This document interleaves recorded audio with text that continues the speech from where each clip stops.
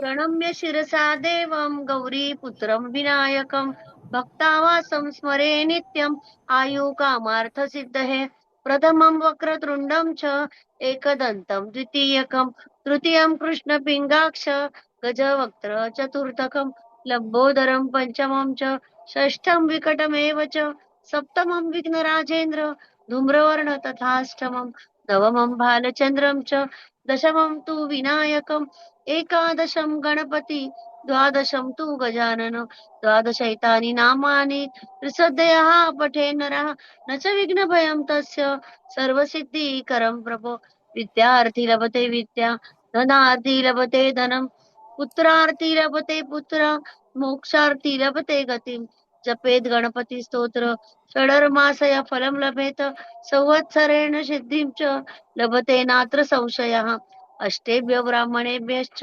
लिखित्वा यः समर्पयेत् तस्य विद्या भवेत् सर्वा गणेशस्य प्रसादता इति श्री नारद पुराणे संकष्टनाशनम स्तोत्र संपूर्णम.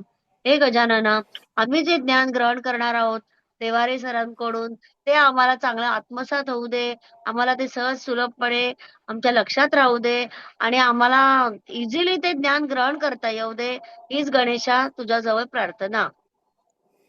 धन्यवाद ताई, धन्यवाद. तुम्हाला हार्दिक शुभेच्छा. हार्दिक शुभेच्छा. तुम्ही पहिला आता नंबर आलाय एवढा उपक्रम करताय तुम्ही एवढा मोठा, तर शुभेच्छा दिल्या पाहिजेत ना. होय होय. तुमच्यामुळे शक्य झालंय सर. आज एवढं बिलकुल सूक्ष्म ज्ञान नाही. कोणी दिलंच नाही. हे यू हरिकृपा आर आहे. Only a person who is giving this best knowledge. ही हरिकृपा आहे, आपलं काहीच नाही आहे.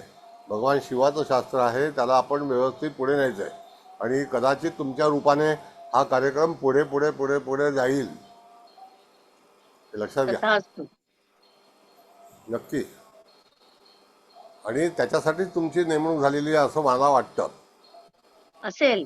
मी सांगते ना, हो हो. गेल्या जन्मी तुम्ही ऋषीमुनी होतात, आम्ही तुमचे शिष्य धन्यवाद. होतो आणि या जन्मी परत ते अर्धवट राहिलेलं कार्य आहे ना, ते पूर्ण करायला आपण माझ्या 58व्या वर्षी भेटलो. मी कदाचित तिथे शिपाई असेल, कळलं का? नाही, तुम्ही ऋषीमुनीच असणार. एवढं नाही जो ना, वर्गाचं ज्ञान देत आहे. असं काही नाही.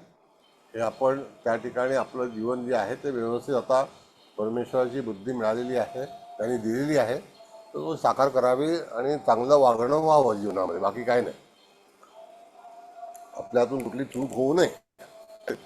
होय होय. आज बऱ्याच लोकांनी मेसेज केलेत ह्याच्यासाठी. कुठे काय अचानक काय काय आकस्मिक काय अपरिहार्य कारणामुळे येऊ शकत नाही अशी. ठीक आहे, ते लोक रेकॉर्डिंग बघतील आणि समजेल त्यांना. पण how many people? 3 people, 3 people. नगण्य नगण्य. नगण्य. दीड नाही हो, दीड एक टक्का एक वेचलेला मोती आहे तो मी. एक एक 1% वेचलेला मोती आहे मी. 2% पण नाही, पूर्ण 3 लोक म्हणजे 1.5%. नमस्कार सर. नमस्ते नमस्कार नमस्ते सर. नमस्कार नमस्ते नमस्कार sir. Thank you best sir. Student of Deware sir. Atle sir is a best student of Deware sir. नाही, फार चांगले. काय आम्हाला ग्रेट कधी आहेत. आज डिस्टर्ब नाही. त्यांनी हेक्टिक केले आणि एवढे सुरेख मेसेज आहेत. मी वहीत ते उतरवणार आहे सर. खूप तुम्ही आज चांगले चांगले मेसेज पास केलेत ग्रुपवर. सगळे मेसेज मी ते लिहून काढणार आहे. खरंच अप्रतिम. छान, व्हेरी गुड. करा सुरू सर. तुम्ही सुरू करा. नाही, पण हे 38 आता झाले मोबाईल मध्ये. नाही, आता कसं आहे, आज विशेष हे शिकवायचं आहे मॅडम. तर त्या ह्याच्यामध्ये ताई की आपल्याला ह्या पत्रिकेमध्ये आधान कुंडली शिकवायची आहे. आधान म्हणजे जातकाचा जन्म आईच्या गर्भामध्ये केव्हा झाला होता, त्याचं टायमिंग कसं काढायचं, हा एक विषय आहे. अरे वा. हां, म्हणजे त्या ठिकाणी मेडिकल सायन्स पण आहे.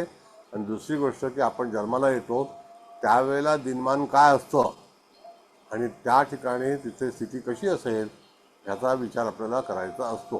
म्हणजे तिथे त्या दिवसाची कुंडली काढणे, बनवणे आणि त्यावेळेला तिथे एक तुमची कुंडली कन्सिव्ह झालं त्यावेळेचं नशीब काय होतं आणि जन्म झाला त्यावेळेला नशीब काय होतं, हा विषय शिकवायचा बरोबर, आहे. महत्वाचा भाग आहे म्हणजे. हो. बसलीये मी कुंडली घेऊनच बसलीये. गेला जन्म जेव्हा मला कळेल ना, तेव्हा माझा आत्मा शांत होईल. असं काही नाही ताई, जन्म कळो न कळो, पण आता तुम्ही एक चांगल्या पदावरती आहात, चांगलं काम करता आहात. समाजसेवा आहे ही एक प्रकारची. हो, सेवा आहे. बघा, खरंय, खरंय. हा, ही समाजाची सेवा आणि अतिशय अल्प दरामध्ये तुम्ही हा कार्यक्रम लावलेला आहे. होय, होय. हा. जास्तीत जास्त लोकांपर्यंत पोहोचण्यासाठी. येस, याच्या पुढे पण पोहोचेल ना चांगलं. आता किती जण झाले? 20 लोक आता झाले. 20 झाले, 20. म्हणजे 18 झाले. मॅडम एक बरोबर. बोलू का? बोला. मॅडम हा, बोला ना. तुम्ही काय जेव्हा एकदम मला बर्थडे समीक्षा म्हणा, समीक्षा.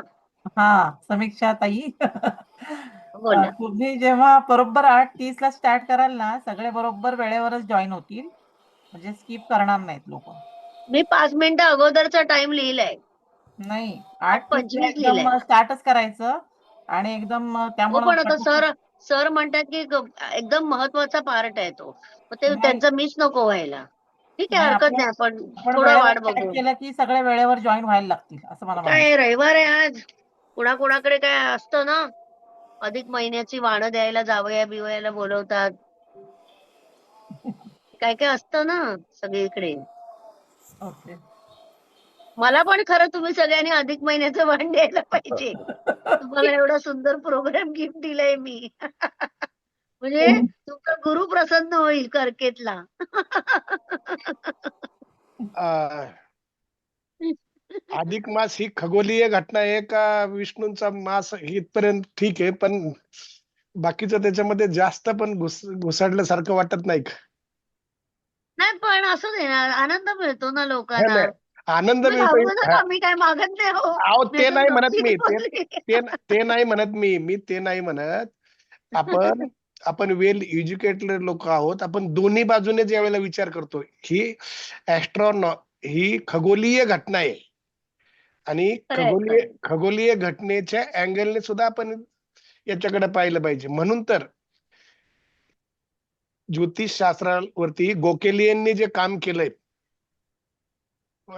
त्यांनी 118 जे शास्त्रज्ञ होते त्याच्यातले 126 मला वाटतं का 113, त्याच्यातले 18 नोबेल पारितोषिक विजेते होते. आणि त्यांनी ज्योतिषशास्त्र, शास्त्र की अंधश्रद्धा याच्यावरती ज्या वेळेला चिरफाड केली, तर त्याच्यातल्या जवळजवळ निम्म्या शास्त्रज्ञांनी सांगितलं की आम्ही वाचलंच नाही, फक्त सही केली. अरे असं बापरे. असं हे आपल्या शास्त्राकडे पाहतात. त्याच्यामुळे आपली जास्त जबाबदारी आहे, मला असं वाटतं की आपण होय, हे होय. शास्त्र आहे, ही अंधश्रद्धा नाहीये. आणि म्हणून शास्त्रच त्याला आहे ते, शास्त्रच आहे. म्हणून त्याला खगोलीय घटना जे आहे, त्या खगोलीय घटना प्रत्येक गोष्टीला आपण अंशात्मक दृष्टी जोडणं गरजेचं आहे. असं आपलं म्हणजे मला जे वाटतं. माझं मत चुकीचं असेल. भारतीय ज्योतिष जे आहे ना, ते खरं सर्वात परफेक्ट आहे. कारण ते ऋषीमुनींनी केलेलं आहे. आणि आता यानं वरती जायला लागली तेव्हा खरोखर ते ग्रह त्या रंगाचे जे ऋषीमुनींनी 5,000 वर्षापूर्वी अंतःचक्षुने लिहिले, तेच सगळं त्याच्यात बघायला मिळालं. म्हणजे किती त्यांचं नॉलेज होतं हे. खरोखर ते सगळे ऋषीमुनी ग्रेट होते. आणि त्याच्यातच आमचे त्याच्या देवारे सर पण होते ऋषीमुनी. नाही ना, काय माहित माझं काय नाव होतं त्यावेळी तुमचं, सांदीपनी वगैरे माझं ऋषी काही असाल. काही काही त्याच्यामध्ये नाही. म्हणून मी एक सामान्य माणूस आहे. आयझेंक आणि नियाश ही जी दोन वेगवेगळ्या परदेशी विद्यापीठातले लोक आहेत, त्यांनी याच्यावरती दोन्ही बाजूने काय असलं पाहिजे याच्यावर काम केलेलं आहे. आणि ख्रिस्तपूर्व सर तुमचा 410 देवारे सर स्टार्ट तर करूया काय? इतकं 25 झाले, हो, 25. येस ठीक आहे, येस. ठीक आहे. जरा ताई, माईक सगळ्यांचे बंद करा, कारण का की हो, मी माईक माझा उघडला पण ना बंद त्यामुळे. करते. नमस्कार सगळ्यांचं स्वागत आहे. आज आपण एक वेगळा विषय शिकणार आहोत. तर त्या ठिकाणी आपल्याला काय शिकायचं आहे, तर त्याला आधान कुंडली म्हणून म्हणतात. आधान कुंडलीमध्ये काय, तर ज्या ठिकाणी आपला सूर्य असतो, तो जेव्हा कन्सीव्ह होतो आईच्या गर्भामध्ये, तर त्यावेळेला ती वेळ आपल्याला काढायची असते. त्याची पद्धती कशी, तर ती पद्धती आपल्याला माहीत असणं फार गरजेचं आहे. आता ती पद्धती आणि ते जे वेळ आहे ती तर ती कशी काढायची, तर त्याचा जो काही थोडासा टेक्निकल पार्ट आहे तो तुम्हाला मी समजावून सांगतो. आता तो टेक्निकल पार्ट म्हणजे काय, तर इथे आपण जर पाहिलं तर जातकाचा सूर्य, हे सगळ्या घटना ज्या आहेत त्या सूर्यावरून होतात. कारण सूर्य हा त्या ठिकाणी गर्भधारणा आणि त्याच्यानंतर आपली जी वाढ आहे एक एक दिवस अशी होते. तर त्या ठिकाणी सूर्य हा किती अंशाचा आहे, तर 4 अंशाचा आहे. कोणत्या राशीत आहे, तर तो मिथुन राशीमध्ये आहे. आता मिथुन राशीमध्ये 4 अंश आपण सोडायचे. त्याच्या अगोदरची रास आहे ती वृषभ आहे. असं करत तुम्हाला पूर्णपणे त्या ठिकाणी वृषभ राशीपासून ते कन्या राशीपर्यंत 9 महिने होतात का बघा. बघा, वृषभ, त्याच्यानंतर मेष, नंतर मीन, त्याच्यानंतर कुंभ, त्याच्यानंतर मकर, धनु, त्याच्यानंतर वृश्चिक, त्याच्यानंतर वृश्चिक नंतर आपल्याला येईल तूळ, तूळ नंतर कन्या. कन्या राशीमध्ये 9 महिने हे पूर्ण होतात. अधिक त्या ठिकाणी 4 दिवस जे मिथुन राशीमध्ये धरल्यात, तर त्याच्यातले 9 महिने 9 दिवस म्हणजे 279 डेज हा जो आकडा आहे हा गर्भामध्ये वास्तव्य करण्याचा अंक आहे. तर त्यामध्ये 279मध्ये 4 दिवस जे आहेत ते जन्म ज्याचा झालेला आहे त्याने मिथुन राशीमध्ये भोगलेले आहेत. म्हणजे ते 4 दिवस मिथुन राशीमध्ये सूर्य असताना त्याचा जन्म झाला. आणि 5 दिवस जे आहेत ते कन्या राशीमध्ये जेव्हा कन्सिव्ह झालं, तर ते कन्सिव्ह कसं शोधायचं, तर हा जो पार्ट आहे हा तुम्हाला कळला का, हे पहिल्यांदा सांगा. 4 अंशाचा सूर्य आहे, अगेन आय रिपीट. त्याच्यानंतर तुम्हाला 4 दिवस आहेत, तर 4 सूर्याची गती एका दिवसासाठी 1 अंशाची आहे. तर त्या ठिकाणी आपण जर पाहिलं तर त्याच्या अगोदरची रास पूर्णपणे 30 दिवसाची आहे, ती वृषभ रास आहे. त्याच्यानंतर त्या ठिकाणी मेष आहे, त्याच्यानंतर तिथे मीन आहे, मग याच्यामध्ये 30चा महिना आहे, 31चा महिना आहे, असं धरून शेवटी तुम्हाला कन्या राशीमध्ये तिथे थांबायचं आहे. मग आता जातकाच्या ह्याच्यामध्ये आपण बघितलं तर 30-31चा महिना बघितला तर त्या ठिकाणी 9 महिने पूर्ण होतात. 9 महिने 9 दिवस आपण जर काढले तर 4 दिवस जे आहेत ते मिथुन राशीतले आहेत. मग राहिले 5 दिवस, तर ते 5 दिवस जे आहेत ते कन्या राशीचं जे नक्षत्र आहे चित्रा, तर त्यामध्ये जातकाचं कन्सिव्ह झालेलं आहे. कळलं तुम्हाला? येस. मग आता त्यावेळेला जर आपण बघितलं तर जातकाचं कन्सिव्ह कन्या राशीमध्ये झालं, तर जातकाचा जो जन्म आहे तो 1967 सालचा आहे. तर तो जन्म कोणत्या महिन्यातला आहे, तो मॅडम जुलै महिन्यातला आहे, जून महिन्यातला आहे? तारीख जून महिन्यात आहे ना. 20 जून. हां, मग आता 15 आणि 6 21, पण तो जून महिन्यामध्ये मॅडम 4च अंशाचा सूर्य भोगलेला आहे. मग आपण त्याला 5 अंश जरी पकडलं तरी सुद्धा तो कन्या राशीमध्ये सूर्य कन्सिव्ह झाला मातेच्या गर्भामध्ये, त्यावेळेला आकाशातली स्थिती जी आहे ती कन्या राशीशी संबंधित होती. मग आता कन्या राशीशी संबंधित असल्यामुळे जातकाचं आजोल हे यामध्ये यदाकदाचित एखादी व्यक्ती कन्या किंवा मिथुन राशीची असण्याची शक्यता आहे. त्याचं जे नाव असेल ते प आणि क आणि अशी 2 नावं त्या ठिकाणी म्हणजे जे व्यंजन आहेत ते येतात. कळलं का? मग अशा वेळेला त्या ठिकाणी त्यांचा परिवार, आता कन्या रास ही व्यापारपेठेतली रास आहे.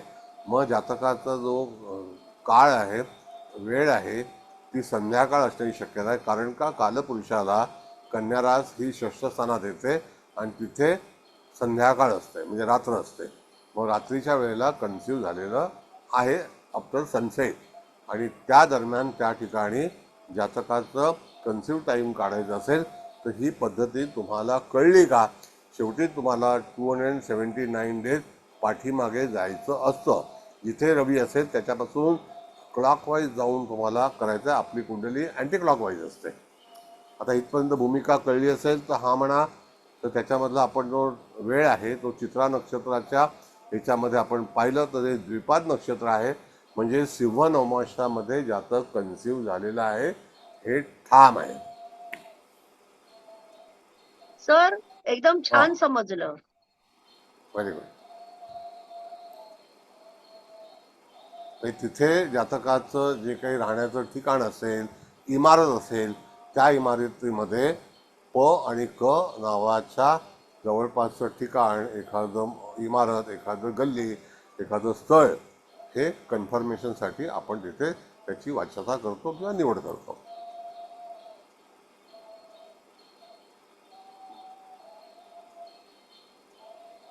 आलं लक्षात? माझ्या मामाचं नाव प वरून आहे. मग माहेर झालं ना आजीचं, हो. आईचं. तर हे अक्षराचं नाही कळलं, हे अक्षराचं काय सांगितलं आता? हा, अक्षर असं आहे कन्या मॅडम. रास आहे ना, त्याची अक्षर प आणि क आहेत. येस. आणि म्हणून ते म्हणतायत की तसं कोणतरी होत आहे तिकडे संबंध हो. बिल्डिंगशी किंवा नातेवाईकांशी ह्या कुटुंबाशी. नावाक्षर असलेलं असणार असं. Yes yes. हो. ते शास्त्र आहे, म्हणजे कन्सिव्ह कधी झाला गर्भ त्यावेळेचं शास्त्र आहे हे. बरोबर. आता तुम्ही जर पुढे जाऊन शिकवणार असाल कुठली भूमिका कुठल्याही पत्रिकेचं, तर त्यावेळेला हे जी नोंद आहे ही तुम्हाला लक्षात ठेवणं गरजेची आहे. जो रवी भोगलेला आहे त्यापासून आपल्याला 279 दिवस मागे जायचं असेल आणि त्या ठिकाणी पूर्णपणे मॅच्युर्ड व्यक्ती जन्माला आलेली आहे. त्या ठिकाणी ज्याला आपण म्हणतो की 9 महिने पूर्ण भोगले नाहीत असं वगैरे काही नाही. तिथे पूर्णपणे त्या ठिकाणी 9 महिन्याचं बाळ जन्माला आलेलं आहे. तर त्यावेळेला तिथे नक्षत्र होतं, तो तारा होता चित्रा, आणि तो चित्रा तारा तेजस्वी आहे. मग बाळ कसं जन्माला येईल ह्याचं जर नोंद काढायची असेल तर ते तेजस्वी जन्मापासूनच, आणि हे नक्षत्र जे आहे ते अतिउत्तम, धडाडी, करारी अशा तऱ्हेचं नक्षत्र आहे. हे आपलं कन्सिव्हच्या वेळेला जी पत्रिका आहे, आता ती तारीख काढते वेळी मॅडम कसं आहे माहिती आहे का, तर त्या ठिकाणी तुम्हाला असं केलं पाहिजे की रवीने कोणत्या दिवशी चित्रा नक्षत्रामध्ये प्रवेश केलेला आहे हे शोधलं तर तुम्हाला त्यावेळची पत्रिका सूर्यकुंडली ज्याला आपण म्हणतो ती सहज निघू शकते. आणि त्यावेळेचे सगळे ग्रह हे पूर्णपणे त्याच्यामध्ये समाविष्ट येतात, तर होतात. ज्यांचा बरोबर 9 महिने 9 दिवसांनी जन्म झालाय त्यांनाच हे लागू होईल ना? ज्यांचा 7व्या महिन्यात जन्म झाला त्यांचं काय होईल? नाही नाही नाही, मग त्यांना माहिती आहे का 7व्या महिन्यात झाल्या आहे? प्री मॅच्युअर्ड जी डिलिव्हरी आहे तर ती जातकाला माहिती असते ना. मग तुम्हाला त्याचं 7व्या महिन्यातल्या गर्भाचं 7 महिने मागे जायचं आहे. ओके, बर. म्हणजे 214 दिवस साधारणतः होतात ते. किंवा काही काहींचं सीझरमुळे प्लस मायनस लवकर वगैरे होतं असं पण असतं ना. नाही, आता तसं नाही. आपण शास्त्र आपल्याला काय सांगितलेलं आहे, 279 डेज. प्रकृतीवरती मॅडम चाइल्ड मॅच्युर्ड आहे किंवा अनमॅच्युर्ड आहे हे ताबडतोब कळतं. पण आपण जन्माच्या मागे जाणार आहे ना. हो, मागेच जायचं ना, तिथेच मग आता जायचं. या डेटच्या मी 9 महिने 9 दिवस नाही जाणार. समजा एखाद्याला डेट दिली, समजा 10 ऑक्टोबर आहे, पण तो झाला 28 सप्टेंबर, म्हणजे 12 दिवस अगोदर झाला, म्हणजे मग ते तेवढेच मागे गेले पाहिजेत मग दिवस. तेवढंच मागे जायचं. मग 279 मधून 12 दिवस मायनस करायचे. ओके. म्हणजे अगं जी 260. जी जन्माची तारीख असेल ना जातकाच्या तिथपासून मागे यायचं, मग ते कितीही दिवस असो नाही, म्हणजे 9 तिथपासून महिने मागे. 9 आणि दिवस नाही जायचं, हा, पण बरोबर. अगं मग ते समजा तुला समजा एखाद्या जातकाने सांगितलं की माझा 7व्या महिन्यात जन्म झालेला आहे असं सांग, तू विचारल्यावरच ते सांगतील हो, की हो बरोबर बाबा आहे. माझा जन्म 7व्या महिन्यात आहे. मग तू तेवढे दिवस मागे ये, म्हणजे 210 दिवस, 7 त्रिक 21 असं. म्हणजे हे आपलं स्वतःचा कॉमन सेन्स वापरायचा हो आपण हो हो हो मागे जाण्यासाठी. आलं लक्षात? हो हो. कळलं? अतिशय सोपा विचार आहे. आणि त्या दिवशीची कुंडली काढताना ताई असं आहे की कन्या राशीमध्ये त्या चित्रा नक्षत्रामध्ये जेव्हा सूर्य येतो तो कधी येतो तर त्या ठिकाणी ते जे नक्षत्र आहे ते त्या ठिकाणी 23°20 कलेचं आहे आरंभ. 23:20 ते 44, 44 ते 30 असे म्हणजे 7 दिवस सूर्य तिथे चित्रा नक्षत्रामध्ये वास्तव्य करतो कन्या राशीमध्ये. मग त्याच्यानंतर तो तूळ राशीमध्ये येतो. तूळ राशीमध्ये केव्हा येतो तर ऑक्टोबर महिन्याच्या 15 तारखेला. मग मायनस जर तुम्ही केले 7 दिवस तर त्या ठिकाणी काय होईल, 7 तारीख येईल ऑक्टोबर महिन्याची. म्हणजे 7 ऑक्टोबर नंतर तिथे जातकाचं कन्सिव्ह झालेलं आहे एवढं नक्की. आणि त्याच्यावरून मग चंद्र शोधायचा. बघा ऐका, मग त्यावरून चंद्राची स्थिती कुठे होती त्यावेळेला कन्फर्मेशन येतं रवी आणि चंद्र ह्यावरती तुम्हाला चंद्र कुठे ना कुठेतरी आढळणार. मग अशा वेळेला ताईंचा चंद्र जो आहे तो आपण बघितला तर तो कोणत्या राशीत आहे? तो वृश्चिकेला आहे. कळलं? बोला. हे टेक्निक आहे आणि त्या ह्याच्यामध्ये तुम्हाला थोडासा गणिती भाग आहे. कळलं नसेल त्यांनी विचारा. हे तुम्ही कितीतरी सोप्या पद्धतीने उलट आम्हाला सांगितलं, नुसतं चौकोन मोजून, आणि समोर हो. पत्रिका आहे त्यामुळे ते सुलभ जात आहे येस, उलट. पत्रिका हवीच आपल्याला. पत्रिका हो. हवी ना. सर एक हा प्रश्न विचारू. बोला. समजा आपण साधारणपणे 14 किंवा 15 तारखेला रविचा बदल होतो. 17ला पण होतो. दर महिन्याच्या रविचा बदल होतो, परंतु एखादा जातक असेल आपण पाठीमागे जायचं किंवा तो एकच दिवस पाठीमागे असेल तेवढं तर पकडायचा. त्यावेळेला तिथे ती तारीख काढताना 279 दिवस तुम्हाला मोजता आले पाहिजे. सूर्य हा गती अच्छा. बदलत नाही. नाही, गती बदलत नाही, पण रवी राशीचा ट्रान्सफर 14 किंवा 15 राशी सुद्धा येतो तो 3 दिवस 2 दिवस नंतर येतो. 14 ता 16ला येईल. 14 किंवा राशी. 16 14 तेच मला म्हणायचं. तर मग असं त्यावेळेस साहेब. आपण ते वेट ए मिनिट. तुम्हाला इक्वेटरच्या जेव्हा सूर्य तिथे जातो त्यावेळेला सगळ्या ऑक्टोबर आणि नोव्हेंबरच्या तारखा बघा, तुम्हाला ताबडतोब कळेल बरोबर. सूर्याचा राशी प्रवेश कधी चालेल. आहे. सोपं गणित आहे. आणि त्या ठिकाणी आपला अभ्यास करायला हवा आणि पंचांग रोजच्या रोज आपल्या हातामध्ये असायला पाहिजे की सूर्य कधी माहिती तिथे आहे. ओलांडलेला आहे. बरोबर आहे. येस, हो हो ठीक सो आहे. सिम्पल. इट्स नॉट सो धन्यवाद. डिफिकल्ट. धन्यवाद. धन्यवाद सर. धन्यवाद. बरं, आता दुसरा हा भाग जो आहे ताई कळला तुम्हाला? हो हो, समजलं.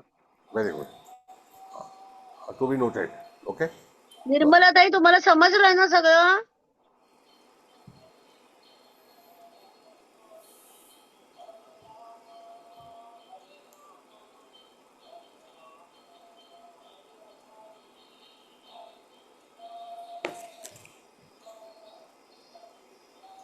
कुंभोजकर, तुम्हाला समजलं ना? लेट आलात म्हणून म्हटलं, नसेल समजलं तर रिपीट करतो आम्ही. नाही रिपीट नाही आहे ते ऐकतील ते. हा समजतं ना? व्हिडिओ ऐकेल मी. ओके. लेट नाही म्हणजे झाला ना. जन्म ऐका, एखाद्या जातकाचा जेव्हा जन्म होतो ना, तर तिथे जो रवी असतो की नाही जिथे, त्या स्थानापासून मागे घर जायची 9 महिने आणि 9 दिवस असं मागे एक घर जायचं. आणि मग अशा प्रकारे 9वं घर आलं कन्याचं. त्यावेळेला गर्भ तयार झाला.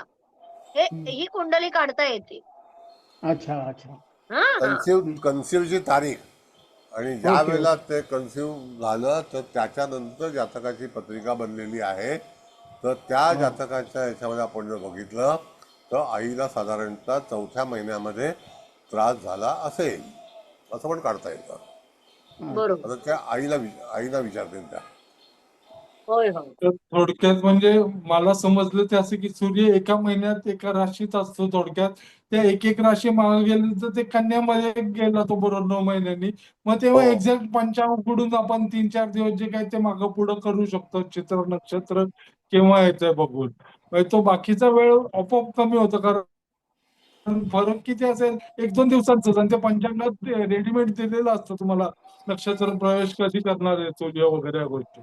तर त्या लक्षात देऊ शकतात. आणि जर प्री मॅच्युअर्ड आहे तर आपण ते गणित मांडायचं थोडक्यात. बाबा 10 दिवस अलीकडे झाले तर 9 महिने मोजल्यानंतर 10 दिवस ते त्यातनं आपण वजा करू शकतो थोडक्यात.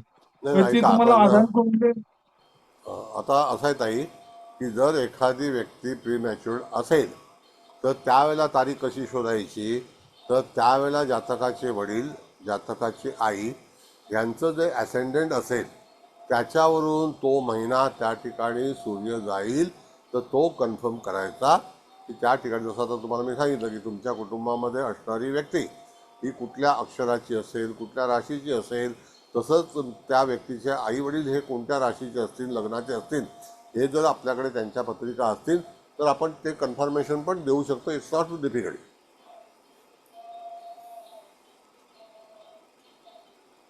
आलं लक्षात?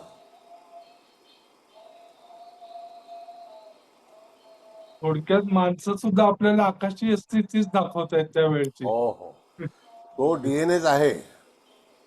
संपूर्णपणे. हा, तो डीएनए. बरं ताई, सुरू करू का पुढे? हो करा ना, करा. हा, बरं. आता आपल्याला एक असा प्रकार आहे, तो विचारात घ्यायचा आहे. कसा घ्यायचा तर बघा, याच्यामध्ये सिंह लग्न आहे. सिंह लग्नाच्या याच्यामध्ये त्याचा अधिपती हा नेमका कुठे आहे आणि तो कुठल्या नक्षत्रामध्ये आहे. तर जातकाचा जो काही विकास आहे किंवा जातक कुठल्या फील्डमध्ये कार्य करेल, तर त्या ठिकाणी जातकाच्या लग्नाच्या जवळ एखादा ग्रह कोणता आहे किंवा लग्नेशाच्या सोबत कुठला ग्रह आहे, तर त्या ठिकाणी तुम्हाला त्या जातकाचा व्यवसाय किंवा त्याचं आयुष्य हे कसं असेल. तर इथे लग्नेश जो आहे तो मिथुन राशीमध्ये आहे आणि सोबत बुध आहे. बुध हा कसा आहे तर लिटरेचर आहे. बुध हा व्याख्याता आहे, व्यासंगी आहे, लिखाण आहे. मग जातकाच्या जीवनामध्ये येणारे जे काही फलितं आहेत, तर ती फलितं शोधताना तुम्हाला प्राथमिक कुंडलीचा अभ्यास असणं अत्यंत आवश्यक आहे.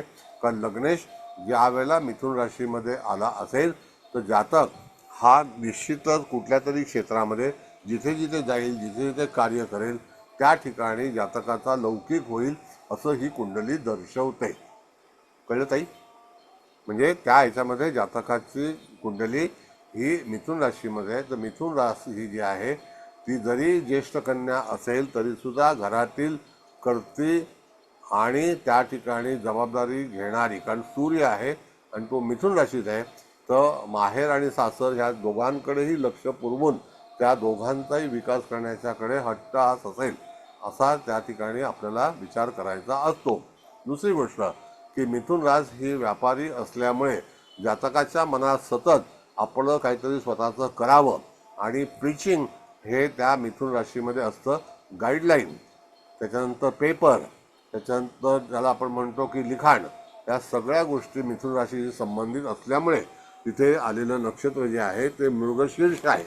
मग मृगशीर्ष नक्षत्र काय सांगतं तर जातकाचा जिथे विवाह होईल, म्हणजे रवी जातकाचं जिथे वास्तव्य असेल, तर त्या ठिकाणी सूर्य हा ग्रह जो आहे तो त्या ठिकाणी मृगशीर्ष नक्षत्रात असल्यामुळे तर एखादी व्यक्ती टेक्निकल टेक्नॉलॉजीमध्येच जातकाच्या कुटुंबात जन्माला येईल आणि तिचं क्षेत्र हे त्या संदर्भातीलच असू शकतं. हा ताई, बरोबर आहे? जरा रिपीट करा ना पॉइंट. असं आहे की जातकाचा सूर्य हा लग्नेश म्हणून जेव्हा आपण विचार करतो, तर त्याचे वडील किंवा त्याचे पती किंवा त्याच्या कुटुंबातील व्यक्ती हे टेक्निकल फील्डमध्ये कार्यरत असण्याची शक्यता आहे. कारण का की जे मृगशीर्ष नक्षत्र आहे ते अतिशय सुंदर आहे आणि मृगशीर्ष नक्षत्राच्या ह्याच्यामध्ये जातकाचं जे जे मृग म्हणजे हरिण, तर अतिशय चपळ अशा तऱ्हेचा नक्षत्राचा भाव त्याच्यामध्ये सांगितलेला आहे. म्हणून स्मार्ट ज्याला आपण म्हणतो हाय स्पीड, तो हरिण कसं धावतं, एकदम हाय स्पीड धावतं. म्हणजे एखादा वाघ मागे लागला तर तो त्या वाघाच्या तावडीत सापडत नाही, तो पळून जातो. मग तशी जी काही क्षमता आहे ती ह्या नक्षत्रामध्ये आहे. अतिशय देखणं आणि अतिशय सुंदर नक्षत्र आहे. तर त्याकरता जातकाचा लग्नेश जो आहे तो मृगशीर्ष नक्षत्रामध्ये असल्यामुळे त्या ठिकाणी त्या जातकाला निश्चितच अतिशय चांगल्यापैकी प्रतिसाद मिळेल. पण बुध हा ग्रह इथे असल्यामुळे तो वादग्रस्त सुद्धा असू शकतो आणि लाभार्थी सुद्धा असू शकतो, असा भाग आहे. बरोबर आहे, बरोबर आहे. माझे वडील मेकॅनिकल इंजिनियर होते सिमेंट्सला. हा, टेक्निकलशी संबंध आला वडिलांचा.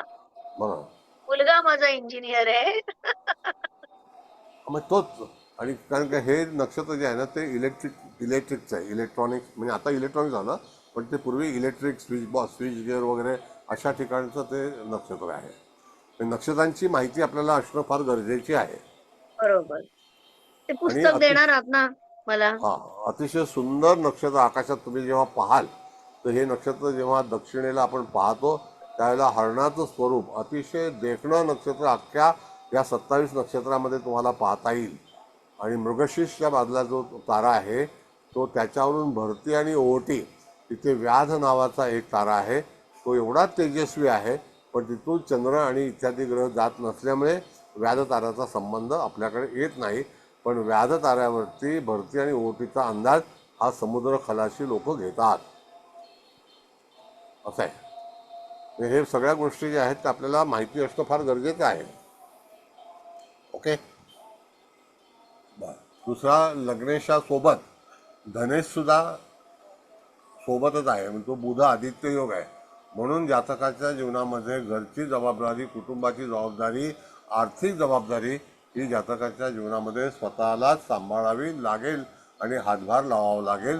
दुसरी गोष्ट की त्या ठिकाणी सुद्धा जातक हा निश्चितच यशस्वी होईल, कारण ती हे जे आहे ती राजकन्या आहे.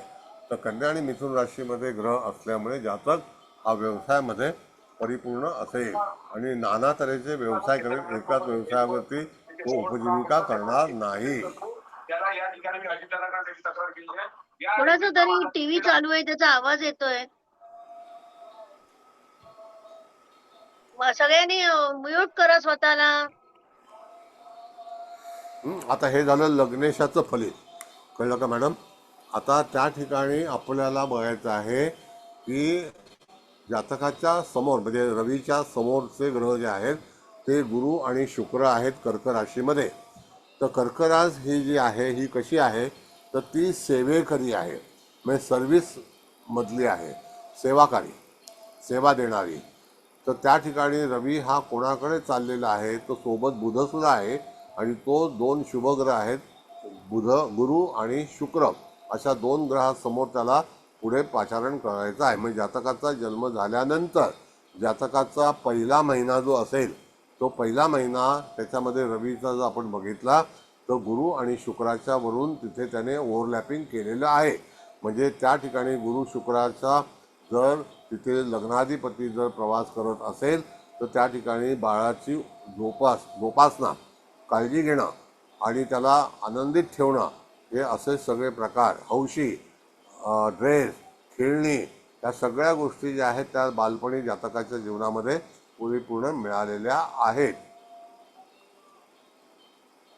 कळलं ताई? हो, मी सोन्याचा चमचा घेऊनच जन्माला आली. नाही आमच्या काय असो. आजोबांनी मला सोन्याचा खुळखुळा दिला होता हा, मग आता जन्माला ह्या आल्यावर. सगळ्या गोष्टी कशामुळे आल्या तर ग्रहस्थिती जी असते त्याप्रमाणे. मग तिथे सुखदुःखाचा विचार केल्यानंतर आपल्याला असं कळतं की राशी काय सांगते आणि ग्रह काय सांगतात.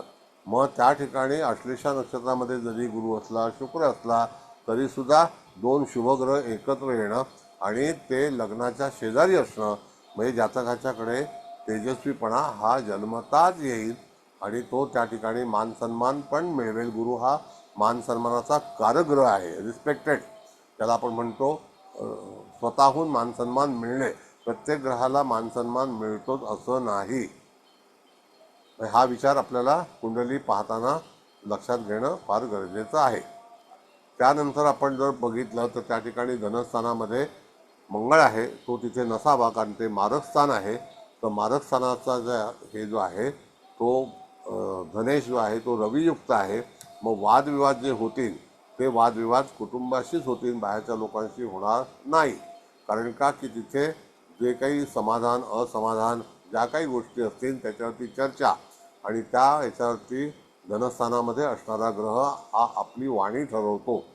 मग वाणी जी आहे ती कशी असेल तर एकदम त्या ठिकाणी एकदा बोलून दाखवायचं, म्हणजे तुटलं नातं तर तुटलं, राहिलं तर राहिलं, पण सडेतोड भूमिका ही त्या जातकाची असू शकते असं सांगायला हरकत नाही. बरोबर आहे मॅडम? 100% बरोबर. पण शिस्तप्रिय माझ्या मतानेच वागलं पाहिजे, सकाळी लवकर उठलं पाहिजे, मी सांगेन ते केलं पाहिजे, असा आग्रह सतत आपल्या कुटुंबामध्ये हा होणार. कळलं? मंगळ हा भ्राता आहे आणि त्या ह्याच्यामध्ये जो काही भावंड असेल, भाऊ असेल, तो त्या ठिकाणी लवकरात लवकर कार्याला सुरुवात करेल, कामाला सुरुवात करेल, अशा तऱ्हेची भूमिका ह्या पत्रिकेमध्ये दर्शवली जाते. त्याला सतत काम मिळेल, तो कधीही आळशी किंवा तत्सम निरुद्योगी राहणार नाही. बरोबर आहे. माझा लहान भाऊ 25व्या वर्षी त्याला मोठ्या हुद्द्यावर जॉब लागला. आता तो लंडनला CEO आहे, लंडनला कंपनीत. म्हणजे कोणाची ओळख नाही काही नाही, स्वतःच्या हिमतीवर. आणि तो 25व्या वर्षापासून तो कार्यरत आहे. म्हणजे भविष्य आपल्या पत्रिकेमध्ये दडलंय काय, कळलं का? हा, हे वाचता आलं भावाचं पाहिजे. पण आहे. सगळं सगळं एकूण एक अख्ख्या पूर्ण तुमच्या वंशावळीचं त्याच्यामध्ये भविष्य आहे. हो. आपल्याकडे किती वंशावळ छान. वाच. नवीन कांगोरे बघायला मिळाले आम्हाला उलट. हो. हॅपी आहोत आम्ही. वेगवेगळ्या अँगलनी सांगताय तुम्ही. खरंच ग्रेट यू आर. मग त्या ह्याच्यामध्ये आपल्याला आणखी काय काय बघायचं आहे, तर तिथे केतू हा पराक्रम स्थानामध्ये आल्यामुळे राहू हा भाग्यस्थानात आहे. तर केतूची भूमिका जी अशी आहे की एखादी व्यक्ती, तुमच्या शेजारी राहणारी व्यक्ती ही यदाकदाचित आजारी असण्याची शक्यता आहे. त्याला सतत आजारपणाचं दुखणं असू शकतं, असा हा केतूची भूमिका आहे. कळलं का? तुमच्या म्हणजे तिथे माहेरी म्हणा, सासरी म्हणा, जिथे तुम्ही राहत असाल, वास्तव्य कराल, तिथे एखादी व्यक्ती सतत आहेत आजार. आहेत असे आमचे आहोच आहेत ते सारखे आजारी असतात. VRS ते म्हणून घेतली प्रकृतीमुळे. मग ते तो तिथे संदर्भ लागतो. कळलं का? होय होय होय. असं आहे. बरं, आता राहू जो आहे त्याच्या समोर भाग्यस्थानामध्ये मेषेचा आहे. तर मेषेचा राहू जो आहे तो जातकावरती निरनिळ्या तऱ्हेची टीका करणे आणि ती गूढरित्या टीका करणे, वादग्रस्त होणे, अशा ह्या बऱ्याचशा गोष्टी राहूमुळे त्या जातकाला सहन कराव्या लागतात. अष्टमातला शनी जो आहे तो सप्तमेश आहे. तर विवाहामध्ये कॉम्प्रोमाइज करायला लागणं. अष्टमामध्ये असणारा शनी हा मीन राशीमध्ये असेल किंवा कुठलाही ग्रह मीन राशीमध्ये असेल तर त्यावेळेला घरामध्ये सरकारी पेन्शन आणि सरकारी नोकरीमध्ये कार्यरत असणाऱ्या व्यक्तीशी विवाह होतो. आणि त्या ह्याच्यामध्ये जलशास्त्र जे आहे, समुद्र आहे, नौकानयन आहे, लॅब आहे आणि ज्याला आपण म्हणतो फार्मास्युटिकल आहे, अशा क्षेत्राशी संबंधित असणाऱ्या व्यक्तीशी तिथे विवाह होतो. पण तो शासकीय नोकरीमध्ये असण्याची शक्यता आहे, असा आपण खरे संदर्भ खरे देऊ. माझे मिस्टर सेंट्रल गव्हर्नमेंट एम्प्लॉईज आहेत आणि आता आम्हाला पेन्शन मिळतंय. Yes. एकदम परफेक्ट. म्हणजे ज्योतिष सांगते. आता त्या ह्याच्यामध्ये योग आपण जर पाहिले तर योगाच्या ह्याच्यामध्ये शनीची दृष्टी जी आहे ती दशम स्थानामध्ये आहे. जेव्हा तुम्ही उद्योग आरंभ कराल त्यावेळेला थोडासा विलंब लागेल, त्याच्यामध्ये अडचणी येतील आणि ते वृषभ राशी तिथे असल्यामुळे त्या ठिकाणी एखाद्या स्त्रीचा विरोध होणं, या सगळ्या गोष्टी त्याच्यामध्ये आढळतील. कळलं? आणि शनी मंगळ हा समसप्तक योगात असल्यामुळे त्यावेळेला त्या ठिकाणी भरपूर गोष्टींचं, ज्याला आपण म्हणतो की विरोध होणं, आपल्या नात्यामधल्या लोकांचा विरोध होणं, टीका करणं, एखाद्या वेळेला एखाद्या गोष्टीशी सहमत न होणं, अशा बऱ्याच गोष्टी वारंवार एखादी गोष्ट उपस्थित होणे, संघर्ष करायला लागणे, अकस्मात येणारी संकटे शनी मंगळाच्या समसप्तक योगामध्ये पाहिली जातात. मंगळाची दृष्टी जी आहे ती पंचम स्थानावरती आहे, म्हणून त्या ठिकाणी पहिलं अपत्य हे मुलगा असण्याची शक्यता दर्शवली जाते.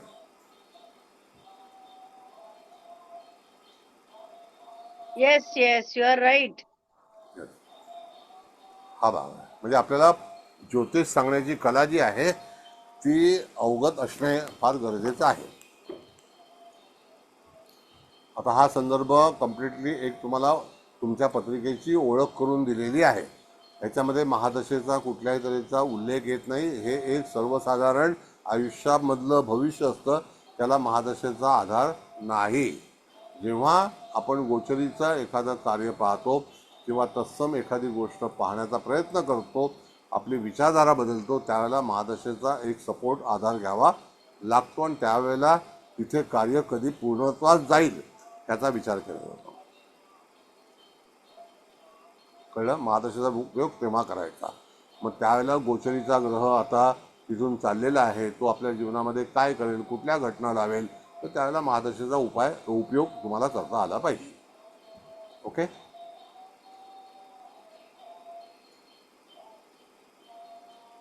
आता आपण चंद्राचं नक्षत्र बिंदू ही कुंडली वाचूया का?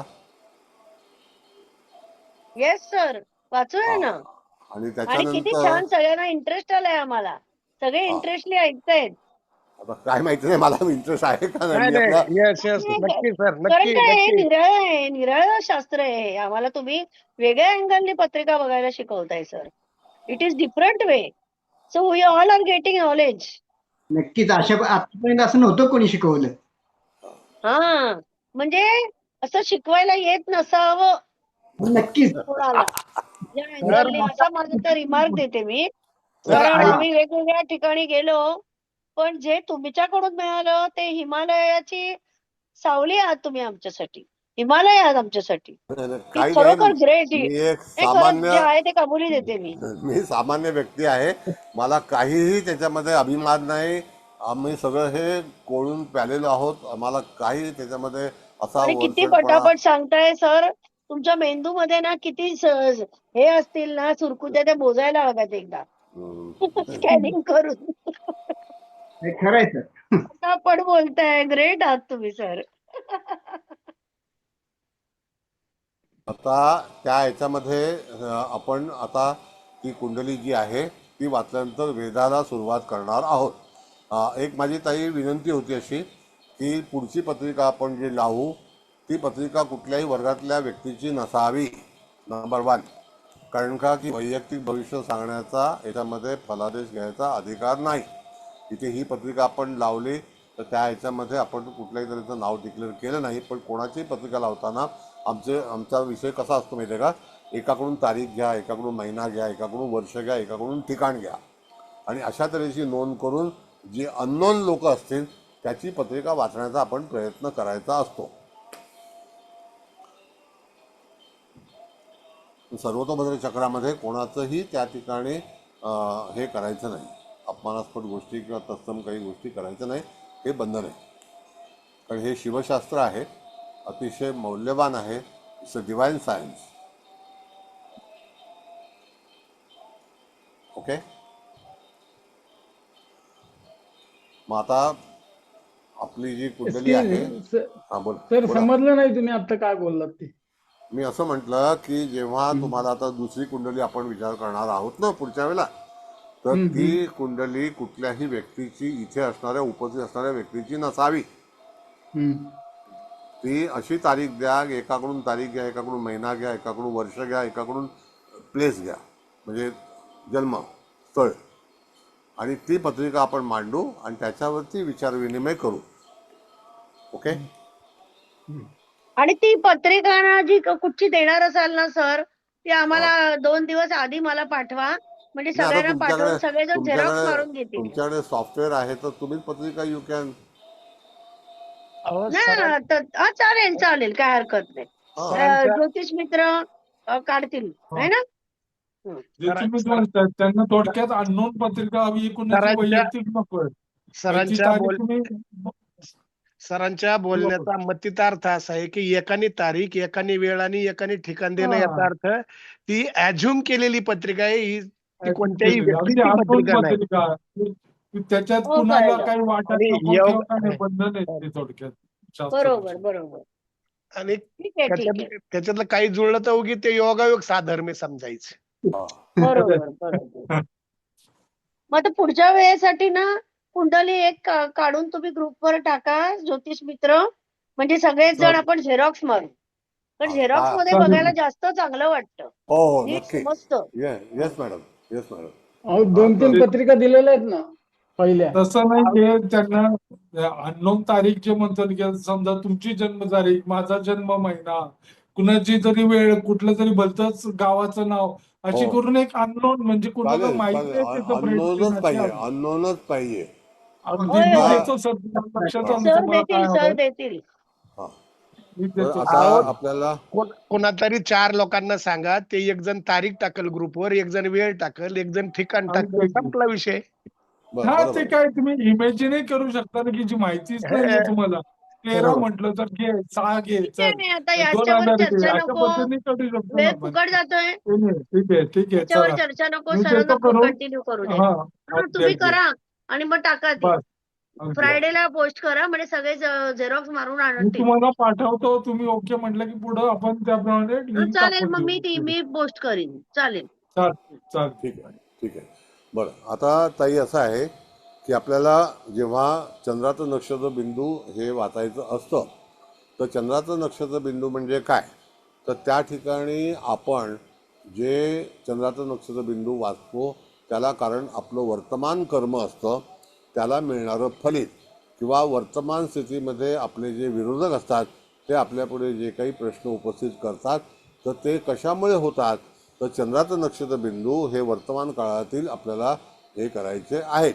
तर त्यातल्या त्यात जो पहिला बिंदू जो येतो तो बिंदू जो आहे तो तुमचा अष्टम स्थानामध्ये कर्म नावाचा बिंदू आहे. आता चंद्राचं नक्षत्र बिंदू काढतेवेळी चंद्रापासून जे नक्षत्र पुढचं असेल त्याला आधार देऊन आपल्या नोट्समध्ये दिलेला आहे, तर त्याला आधार घेऊन नंतर तुम्ही तो कर्मबिंदू हा निश्चित करायचा. तर जातकाचा कर्मबिंदू हा चतुष्पाद नक्षत्रामध्ये आहे आणि तो मीन राशीमध्ये आहे. तर मीन राशीमध्ये जो कर्म आहे तो पहिल्यांदा जातकाचं कर्म हे आध्यात्मिक धार्मिक कर्म त्या ह्याच्यामध्ये येण्याची शक्यता आहे आणि त्यावेळेला मीन राशी जी आहे ती उत्तर दिशेला आहे आणि तो वसंत संपाद बिंदूच्या जवळचा बिंदू आहे कर्म.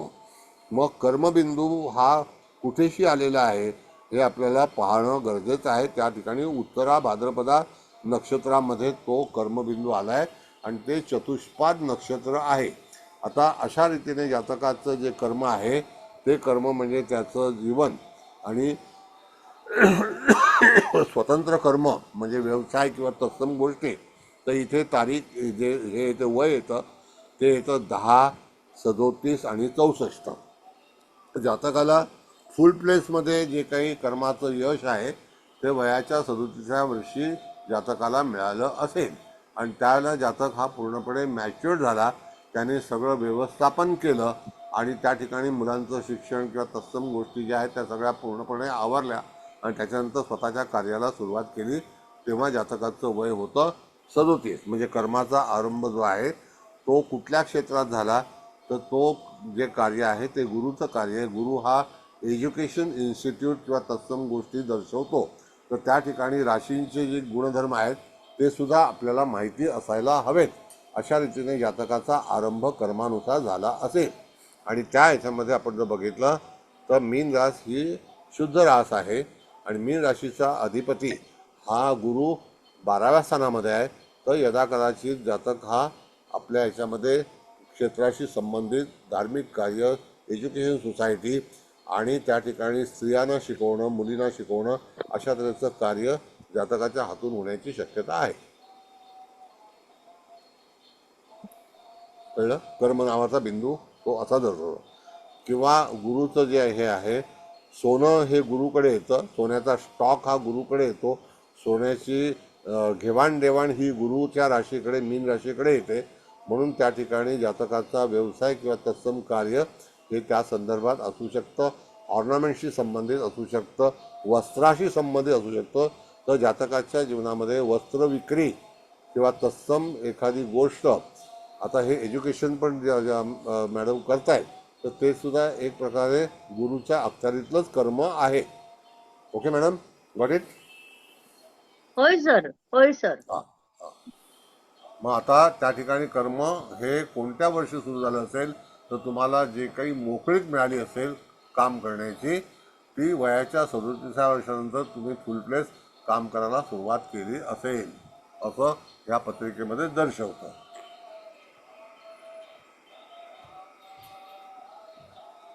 आता एज ऑफ 37 बघा काय असेल ते, पण त्याची सुरुवात जी आहे ती एक नक्षत्र अगोदर म्हणजे वय वर्ष 36-35 असं आहे ते. हां, पण चांगल्या बरोबर, नक्षत्रामध्ये. बरोबर. येस. त्यानंतर येणारा जो बिंदू आहे तर त्या ठिकाणी आपण जर बघितलं तर हा बिंदू मीन राशीनंतर आपल्याला जायचं आहे मिथुन राशीकडे आणि वृषभ राशीकडे. तर वृषभ राशीमध्ये संघटित नावाचा बिंदू आलेला आहे. तर संघटित नावाचा बिंदू दशम स्थानाशी संबंधित आहे आणि तो जो संघटित बिंदू आहे तो आपल्याला कुठे गेला तर त्या ठिकाणी तो आपण जर पाहिला तर संघटित नावाचा बिंदू हा मृगशीर्ष नक्षत्रामध्ये आहे. तर मृगशीर्ष नक्षत्रामध्ये मिथुन रास आणि वृषभ रास या ठिकाणी हे द्विपाद नक्षत्र आहे. म्हणजे कुठलं नक्षत्र आहे ते मृगशीर्ष आहे.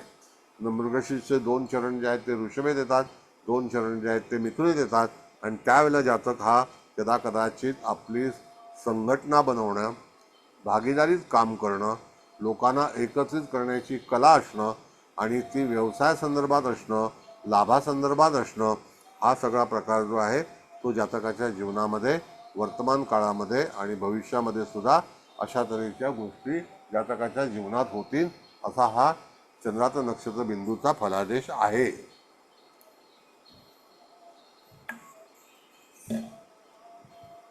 पण तो द्विपाद नक्षत्रामध्ये आहे. कळलं का? आता उदय नावाचा बिंदू जो आहे जातकाला खरं समाधान आणि खरोखर जीवनाचं सार्थक ज्याला आपण म्हणतो तो सार्थक जो आहे तो त्या ठिकाणी पुनर्वसू नक्षत्रामध्ये यदा कदाचित जातकाच्या जीवनामध्ये पुनर्जन्म जाणे, पुनर्जन्म होणे अशा अनेक गोष्टी घडतात. तर त्यावेळेला त्या ठिकाणी उदय नावाचा बिंदू जो आहे तो जातकाच्या ह्याच्यामध्ये पूर्णपणे त्याला समाधानकारक आयुष्य ज्याला आपण म्हणतो की मी सार्थक काहीतरी केलेलं आहे. तर हे सार्थक जे आहे ते वयाच्या 45व्या वर्षी जातकाला असं वाटेल की मी एवढी झटले, मी सगळं काम केलं, मी काही मेहनत केली तर त्याचं फळ आता मला ते मिळतंय आणि तेव्हा जातक समाधानी झाला आणि जातकाचा उदय हा नावाचा बिंदू जो आहे तो तिथे त्याला प्राप्त झाला आणि तो सुद्धा द्विपाद नक्षत्रामध्ये आहे. तो मिथुन राशीमध्ये आहे आणि कर्क राशीशी संबंधित आहे. तो उदय नावाचा बिंदू जो आहे तो पुनर्वसू आणि पुष्य, तर एक चरण जे आहे ते कर्क राशीत आहे आणि 3 चरण जे आहेत ते मिथुन राशीमध्ये आहे आणि तिकडे सूर्य आहे. तर यदा कदाचित आपल्या माहेर सूर्य म्हणजे त्या ठिकाणी त्याचा जन्माचा परिवार तो असं दर्शवतो की घरून कदाचित स्फूर्ती मिळाली असेल आणि हे असं कर, तसं कर, हे कर, या गोष्टी कर असा सल्ला मिळवून त्याने त्या स्फूर्तीने त्यांच्या जीवनाचा उदय झाला असेल असं शास्त्र सांगत आहे चंद्राचं नक्षत्र बिंदूचं. Any questions? आता हे जे तुम्ही बोलताय हे नक्की कुठली कुंडली बघताय आता? ही एकदम शेवटला खाली चंद्राचा नक्षत्र बिंदू उजव्या हाताला बघा. हा दिसली. मी ती शोधत होती एवढा वेळ. ताई तुम्ही पण कॉमेडी करता बघी. नाही, मी शोधतीये ते. म्हणलं अरे हे बोलताय ते कुठे आहे ती? मग त्याच्यामध्ये द्विपाद, त्रिपाद, चतुष्पाद अशा तऱ्हेचा नक्षत्रांचा दाखला आपल्याला घेणं गरजेचं आहे. बरोबर. हा, मग तिथे उदय नावाचा बिंदू जो आहे तो शुभ आहे. मग उदय कोणत्या साली होईल जातकाचा, तर अमुक एक वर्षामध्ये जातकाला संधी मिळेल आणि त्याच्यापासून जातक हा उदय बिंदूमध्ये येईल. त्यावेळेला तिथे मिथुन रास आणि कर्क रास पुनर्वसू त्यांच्यामध्ये नक्षत्र. अँगल मध्ये येतो. आणि तो पुनर्वसू नक्षत्र त्रिपाद आहे आणि एक चरण जे आहे त्याचं कर्क राशीमध्ये आहे. म्हणून जातकाने यदा कदाचित आपला व्यवसाय किंवा उदय हा स्पीकिंग कमर्शियल आणि धर्म या दोन्ही गोष्टींशी संबंधित असणारा विचार केलेला आहे आणि तिथे त्यांचा उदय झाला. तो उदय नावाच्या बिंदूचं हे विश्लेषण आहे. हे नोट्समध्ये दिलेलं आहे. कळलं? आणि यदा कदाचित जातक वारंवार अशा गोष्टी करेल कारण पुनर्वसू नक्षत्र जे आहे त्याचं म्हणणं असं आहे की again and again you are going to try, you are going to do again and again. म्हणजे एक सोडलं की दुसरं सोडलं की तिसरं सोडलं की चौथं असं रिपिटेशन जे आहे ते तुमच्या आयुष्यामध्ये होणार. बरोबर. Every time you are going to change the method. Got it? होय sir. Is it true or not? True. Yes. Thank you.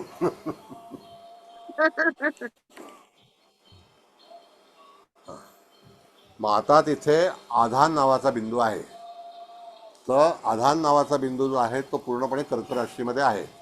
तर कर्क राशी ही आधान नावाच्या बिंदूमध्ये आहे. तर त्या ठिकाणी ती शुभ रास आहे.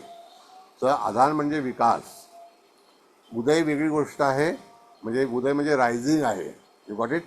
आणि आधान म्हणजे पूर्ण विकास आहे.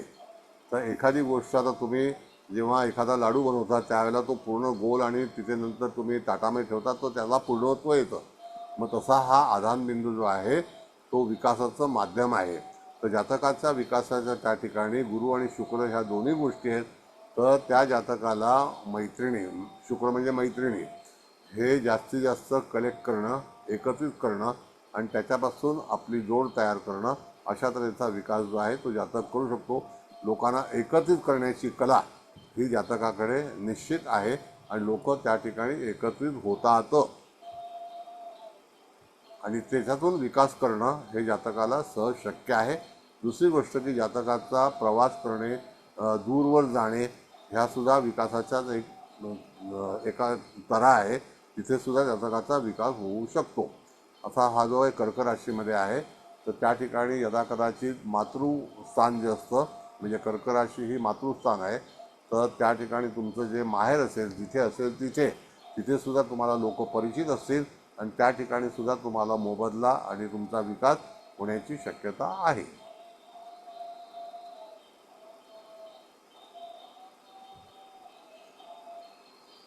आता कोणाला प्रश्न आहे का? कारण का की सगळ्यांनी प्रश्न प्रश्न असतील तर सरांना विचारा. काय आहे तुमच्या क्वेरीज कम्प्लीट झाल्या ना की मग पुढे जाऊ. कोणालाही डाऊट असेल तर विचारा ओपन करून माईक. आधान बिंदू सर हा जो आहे कर्क राशीत आहे, तसंच पुष्य नक्षत्रात पण आलाय. तर ते पुष्य नक्षत्र काय सांगेल याच्याबद्दल थोडक्यात? पुष्य नक्षत्र हे श्रेष्ठ नक्षत्र आहे. आता पुष्य नक्षत्र जे आहे त्याच्यामध्ये 363 तारे आहेत. सगळ्यात पुष्य नक्षत्र महत्त्वाचं का आहे? कारण का की त्याच्यामध्ये 363 तारे आहेत. म्हणून जातकाचा जो आधान नावाचा बिंदू आहे तो त्याने तिथे आपल्या सूर्यापासून लाभस्थानामध्ये, त्या ठिकाणी धनस्थानामध्ये, सॉरी, तर सूर्याच्यापासून धनस्थान हे कर्क राशीचं आहे. सूर्यापासून म्हणजे मिथुनीचा जो सूर्य आपण लग्नी मांडला तर त्याच्या धनस्थान म्हणजे सुदर्शन चक्रामध्ये धनस्थानामध्ये गुरु आणि शुक्र येतात. ते व्हेरी पॉझिटिव्ह आहेत आणि तिथे विकास नावाचा बिंदू आलेला आहे. म्हणून मी सांगितलं विकास हा आध्यात्मिक आहे, धार्मिक आहे, शैक्षणिक आहे. या सगळ्या गोष्टीतून जातकाचा विकास होण्याची शक्यता आहे. इट्स अ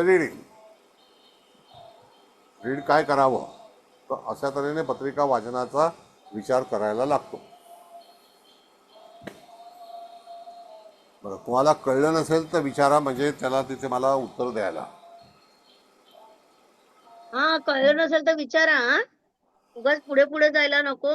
सगळ्यांना नीट समजणं महत्वाचं आहे. लक्ष्मण जोशी, अनंत लक्ष्मण जोशी, काही डाऊट नाही येत ना? क्लिअर आहे ना सगळे पॉइंट? अनंत लक्ष्मण जोशी, पॉइंट क्लिअर आहेत ना?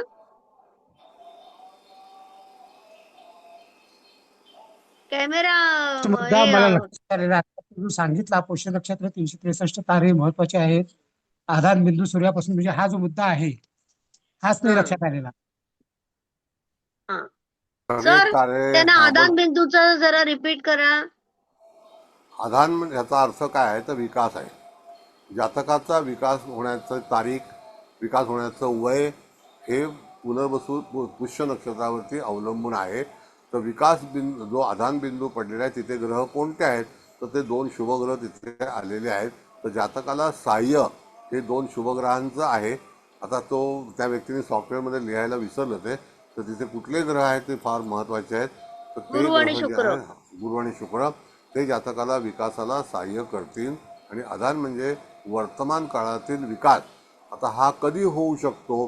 त्यावेळेला एखाद्या ग्रहाचा कर्क राशीला वेध लागेल आणि त्या बिंदूच्या नक्षत्राला जेव्हा वेध लागेल, तर वेध कधी लागेल तर पुष्य नक्षत्राच्या याच्यामध्ये असणारा ग्रह हा त्या बाजूला ज्येष्ठा नक्षत्र जिथे असेल तिथे सूर्य जाईल. तर त्यावेळेला तो महिना 15 डिसेंबरच्या नंतर साधारणतः 1 जानेवारी ऑनवर्ड तुम्हाला त्या ठिकाणी तुमच्या जीवनाचा विकास हा प्रत्येक जानेवारी महिन्यामध्ये कदाचित आढळेल नवीन वर्षाला. कळलं ना जोशी येस सर, येस समजलं ना? हा बोला नागरगोजे सर, काय विचारायचंय तुम्हाला? हँड रेज केला होतात, बोला. हो हो पारंपरिकचा जो विचार आहे तो किती तोकडा पडतो इथे लक्षात येतं की कर्म अष्टम स्थानामध्ये आहे. चंद्र नक्षत्र बिंदू ज्या वेळेला कुंडली पाहतो कर्म अष्टम स्थानामध्ये आहे आणि आधान व्यय स्थानामध्ये आहे. पण सरांनी जी माहिती सांगितली आहे त्याच्यानुसार कर्म किंवा आधान सरांनी एवढं व्यवस्थित स्पष्टीकरण केलंय की त्याच्यातलं पारंपरिकचं बरचसं अर्धवट याच्यात क्लिअर होतंय असं मला वाटतं. हो म्हणजे आपण म्हणजे याचा अष्टमस्थान अर्थ म्हणजे मृत्यूस्थान आणि म्हणजे मोक्षस्थान असं वगैरे हे म्हणतो, पण इथे एकदम डिफरंट आहे. हो इथं डिफरंट आहे हे थोडस लक्षात येतंय असं वाटतं. नाही कसं आहे ताई की these are all it is connecting with the नक्षत्र.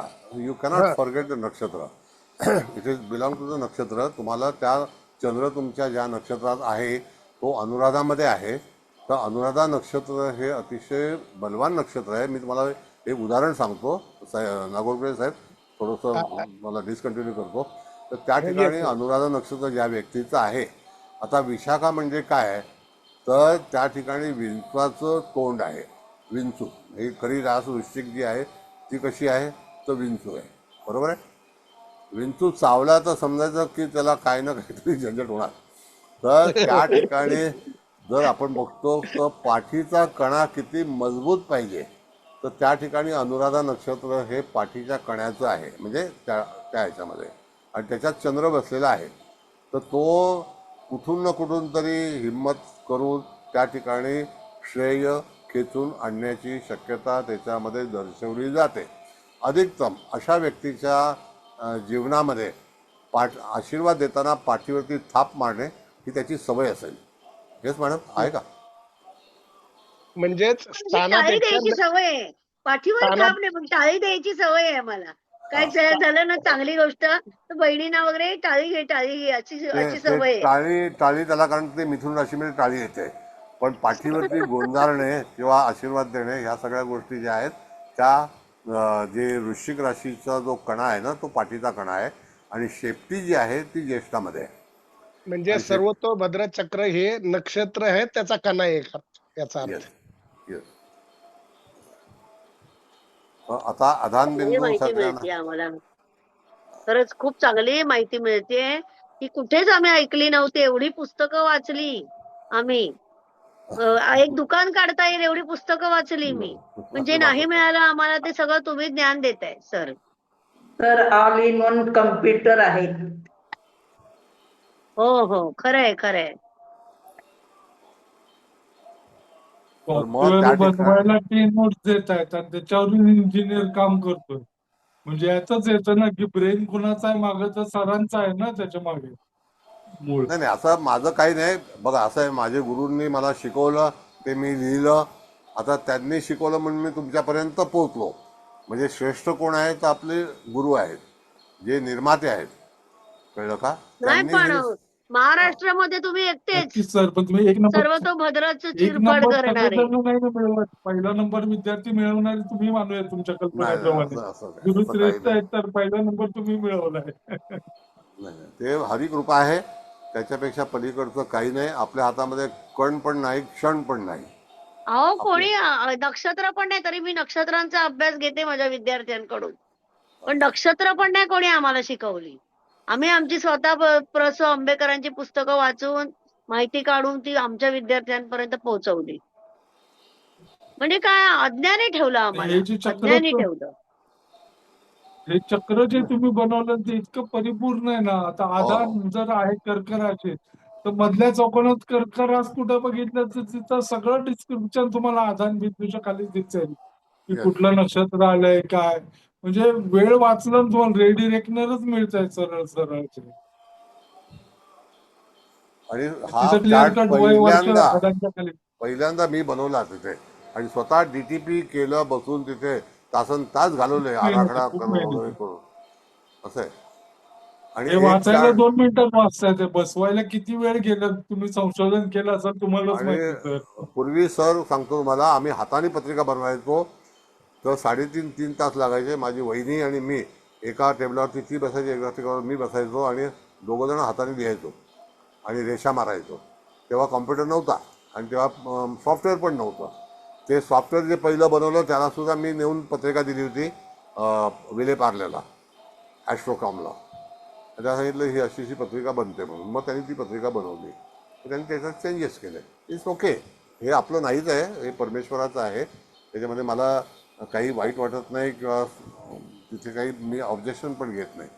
पण लोकांनी शिकावं, काम करावं, हा माझा मुख्य हेतू आहे. कळलं का? नाही, आम्ही तुमचा वारसा हा पुढे नेऊ सर. नक्की. तुम्ही योग्य बर, माणसाच्या हातात दिलेत. सगळे जे आहेत ते मला जे ओळखणारे त्यांना माहितीये. हा हो. वारसा मी पुढे नेणार आणि बरं. तुमच्या आता नावासकट पुढे नेणार. आता हा जो बिंदू आहे, जो विनाश बिंदू आहे.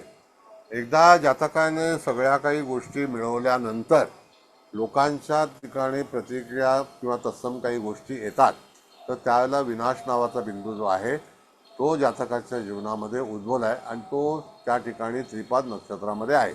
म्हणजे तिथे आपण बघितलं तर पहिला जन्म जो आहे, पहिलं मघा नक्षत्र लागतं, मग पूर्वा लागतं आणि मग उत्तरा लागतं. उत्तरा भाद्रपदा, उत्तरा फाल्गुनी. मग पहिला पूर्वा फाल्गुनीमध्ये त्यांचा जन्म आहे. उत्तरा फाल्गुनीमध्ये हा विनाश नावाचा बिंदू येतो. तर त्या ठिकाणी विनाश करताना जातकाला शारीरिक एखादी गोष्ट, बाधा किंवा तत्सम काही गोष्टीपासून सावधान राहणं गरजेचं आहे. ती तक्रार आहे तर त्याच्यापासून जातकाचे पैसे खर्च होतील किंवा आर्थिक नाश होण्याची शक्यता त्याच्यामध्ये दर्शवली जाते. चणचण भासेल, कारण तो बिंदू जो आहे तो त्रिपाद असल्यामुळे तो धनस्थानामध्ये त्याचा एक चरण आहे. तर जातकाने जे सेविंग केलं असेल त्याच्यामध्ये त्यातले जे खर्च जो आहे किंवा तत्सम पैसे जे आहेत ते त्याच्याकडून विड्रॉ करावे लागतील आणि मग जातकाला त्या विनाश बिंदूचा पर्टिक्युलर तो कुठल्या वयाला असेल तर तो देहावरती खर्च करणं किंवा तत्सम काही गोष्टीमध्ये. तर ती सिंहरास जी आहे तर ती सिंहरास म्हणजे सूर्य. सूर्य म्हणजे नेत्र, विद्युन्मुख म्हणजे विद्युन म्हणजे नेत्र आणि मुख म्हणजे समोर. तर त्या ठिकाणी लग्नामध्ये हा बिंदू आलेला आहे. तर तो असा दाखवतो की एक तर कपाळ आणि डावा डोळा, उजवा डोळा. कळलं का?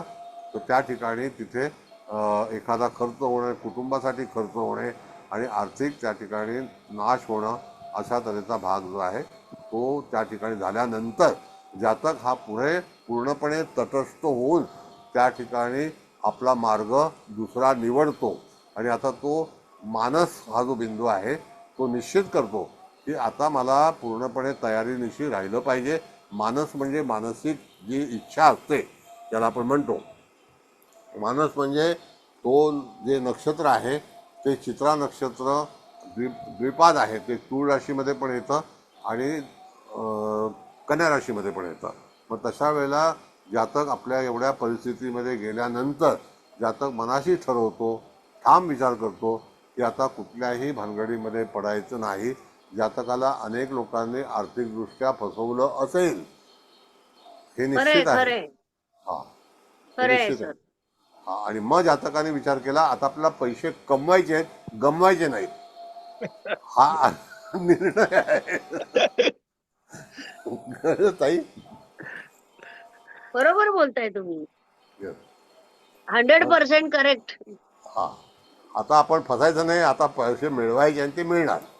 एकदा निश्चित केलं, माणूस म्हणजे निश्चय केला आम्ही आता आता त्याच्यानंतरचे पुढचे बिंदू जे आहेत ते अतिशय उत्तम आहे.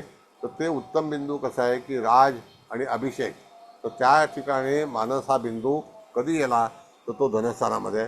मग राज हा बिंदू जो आहे तो यदाकदाचित भावंडांचा विचार करून त्या ठिकाणी सल्लामसलत करून त्या ठिकाणी भूमिका बदलून आणि नंतर मग तिथे आपण कसं राज्य करायचं, कसे ब्लेसिंग घ्यायचे किंवा कसा ठराव करायचा हे सगळं चर्चेमध्ये नॉलेज घेतलं आणि नंतर हा बिंदू तुम्हाला लागू पडला आणि त्याचं कार्य हे सुरू झालं. आणि नंतर अभिषेक म्हणजे तुमच्या कार्याला वर्षाव झाला. वर्षाव.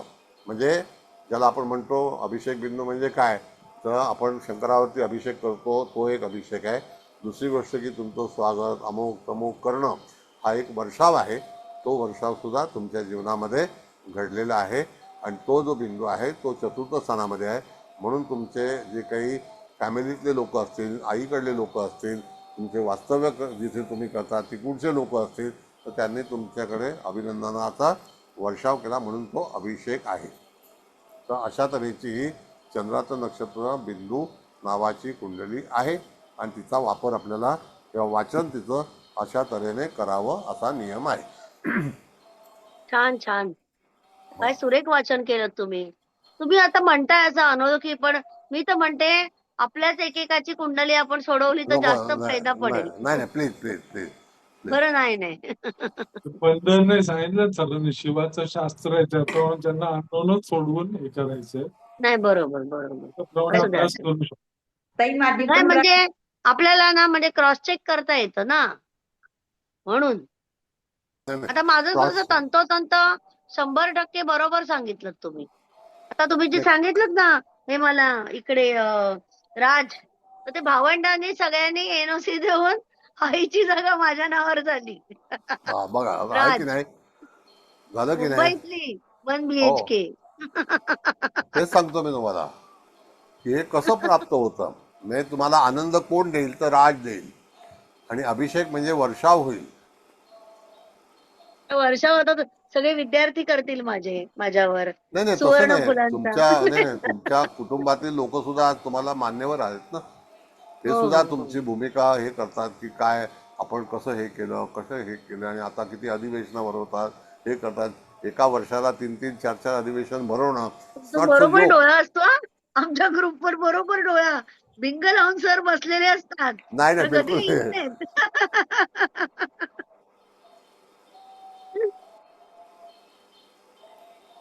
असं आहे. बरं, आता ही आपण आज चंद्राचं नक्षत्र बिंदू ही पत्रिका वाचलेली आहे. आता आपल्याला वेधाकडे वळायचं आहे आणि ग्रहाची स्थिती, कुठला ग्रह कोणत्या वर्षी कशा तऱ्हेने वेध घेईल, तो कुठल्या डिरेक्शनला घेईल. मुळामध्ये जे ग्रह आपले, मी आता वेधाबद्दल बोलतोय हा, तर थोडीशी भूमिका लक्षात ठेवावी. म्हणजे तर मधला आता चौकोन ना सर, मधला हो, चौकोन ना. मधला चौकोन, येस. तर आपल्याला ज्या रेषा ज्या आहेत त्याच्याबद्दल कल्पना देतो सगळ्यांना की ज्या रेषा मांडलेल्या आहेत त्या ग्रहाच्या अनुसरून, जिथे ग्रह उपस्थित आहे त्याला अनुसरून तिथे रेषांची मांडणी केलेली असते, ती तशी करावी लागते. अभिजित नक्षत्रामध्ये कुठलाही ग्रह नसतो आणि नाही. तर का नाही आहे, तर त्याला एक कारण असं आहे की हे 27 नक्षत्राचा आपण विचार करतो म्हणून. आणि दुसरा भाग असा आहे की आता अभिजित नक्षत्र आपल्याला दिसतं, पण ते कधी दिसतं की ज्या वेळेला धनु लग्न उदित होईल किंवा मकर लग्न उदित झाल्यानंतर त्या ठिकाणी ते आग्नेय दिशेला अभिजित नक्षत्र तुम्हाला आढळतं आणि कुंभ लग्न झाल्यानंतर ते सरकत सरकत असं खाली येतं. पण तिथून जे आयनिक वृत्त आहे त्या आयनिक वृत्ताचा प्रवास होत नाही, कुठलाही ग्रह तिथून जात नाही. पूर्वीच्या काळामध्ये जेव्हा नक्षत्र तिथे होतं आणि त्याला स्पर्श करून ग्रह जात होते म्हणून त्यावेळेला तिथे ग्रहाचं फलित मिळायचं. पण आता अंतर त्याचं वाढलेलं आहे. त्या नक्षत्राला, अभिजित नक्षत्र आकाशामध्ये आजही पाहता येतं, अतिशय सुंदर तारा आहे, कळलं का. पण तिथे कुठल्याही तऱ्हेचा प्रवास होत नसल्यामुळे त्याचा विचार केलेला नाही. आणि इत्यादी ग्रहाचा जो चार्ट आहे तो तुम्हाला दिलेला आहे. कुठला नक्षत्र मध्ये ग्रह असेल तो कुठला वेळ, डावा उजवा सन्मुख, हे सगळं तुम्हाला त्या भूमिकेमध्ये दर्शवलेलं आहे. तर त्याचं तुम्ही जर ती पत्रिका मॅडमनी जो बनवून दिलेला आहे तुम्हाला पुस्तिका, त्याच्यामध्ये सगळा संच आहे आणि ते कुठल्या नक्षत्रातून कुठल्या नक्षत्राला वेध होतो तर तो तुम्हाला तिथे पाहता येईल. आता वेधचक्र जे आहे ते अतिशय महत्त्वाचं आहे. पण जेव्हा तुमच्याकडे कुंडली येईल आणि त्यावेळेला जर तुमच्याकडे वेळ असेल तर त्यावेळेला आपण सूर्याचं नक्षत्रबिंदू, जारकांश कुंडली, त्याच्यानंतर नाडी कुंडली, त्याच्यानंतर त्या ठिकाणी आपण बघितलं तर आता चंद्राचं नक्षत्रबिंदू कुंडली, अजूनही आपल्याला नाडी कुंडली वाचायची आहे. तर ती नाडी कुंडली कशी वाचायची हे आता आपण तुम्हाला सांगू. ओके.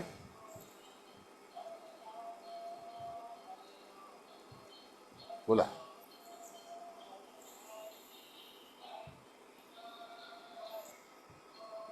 नाडी कुंडली चंद्राचं नक्षत्र बिंदूच्या वरती आहे.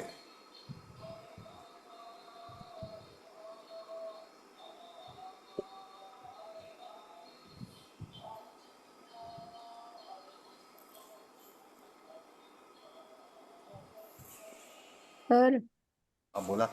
एक जरा म्हणजे बेसिक प्रश्न आहे. बोला. आता आपण बरेच पुढे गेलोय तरी जरा विचारते की आपण बोला या ना. वेगवेगळ्या कुंडल्या कुठली कुंडली कुठल्या गोष्टीसाठी बघायला पाहिजे निश्चितपणे. नाही, आता कसं आहे मॅडम, सांगतो तुम्हाला मी. आता तुम्ही जर पूर्ण कुंडली वाचणार असाल एखाद्या व्यक्तीची, तर तुमच्याकडे पूर्णपणे वेळ पाहिजे. तो जवळपास 3.5-3 तासाचा अवधी लागतो त्याला, कळलं का? आणि जर समजा तुम्हाला वर्तमान काळामध्ये ताबडतोब उत्तर द्यायचं असेल तर तुम्ही नवमांशाचा आधार घेऊ शकता. हे ताबडतोब त्याच्यामध्ये नवमांशामध्ये कुठले सूक्ष्मांश आहेत त्याच्यावरती तुम्ही फलादेश देऊ शकता. पण वेदशास्त्र करतेवेळी तुम्हाला पूर्णपणे वर्तमान पंचांग जे असेल ते, त्या दिवशी कुठला वेद लागला आहे किंवा त्याच्या अगोदर कधी लागला आहे आणि तो कोणत्या दिशेतून घेत आहे, जे ग्रह आपल्याकडे जन्माच्या वेळेला उपस्थित आहेत ते अमुक एका नक्षत्रामध्ये असतील तर त्या नक्षत्राला एखादा ग्रह वेध घेणार आहे का, तर तो ग्रह वेदकर्ता ग्रह म्हणून त्याला म्हटलेलं आहे. तर वेदकर्ता ग्रह हा कोण आहे त्याच्यावरती वेदाचा परिणाम आपल्याकडे होतो. आणि वेद स्वीकारणारा ग्रह कोण आहे, उदाहरणार्थ असं आहे की शुक्र किंवा बुध, चंद्र हे असे डेलिकेट प्लॅनेट आहेत की त्यांना ना जास्ती इजा सहन होत नाहीत, कळलं काय? तर त्या ठिकाणी आपल्याला आपण जर बघितलं तर वेदकर्ता ग्रह राहू, केतू, शनी असे हे फार कठीण ग्रह आहेत की जे माणसाच्या जीवनामध्ये कुठल्याही ग्रहाला त्यांनी वेध लावला, त्यांनी स्वतः राहूला वेध लावला, त्या ठिकाणी त्याने केतूला वेध लावला तरीसुद्धा तो हानिकारकच ठरतो. म्हणजे अशा वेळेला तुम्हाला पाहिलं तर त्या ठिकाणी एखाद्या नक्षत्रामध्ये एखादा ग्रह हा वेदकर्ता ग्रह जर असेल तर शनीसारखा ग्रह जर रेग्युलर स्पीडमध्ये असेल, गतीमध्ये असेल, तर तो 110 दिवसचं वेध त्या ग्रहाला लावणारच हे ठरलेलं आहे. राहू आणि केतू जे आहेत ते 64-62 दिवस जशी दिशा असेल त्याप्रमाणे ते वेध लावतात. म्हणजे 62 दिवस तुम्हाला तो ग्रह आणि ते स्थानाधिपती हे पीडित होणार एवढं नक्की. मग आता तुमचा प्रश्न आहे की आपण कसं वाचायचं.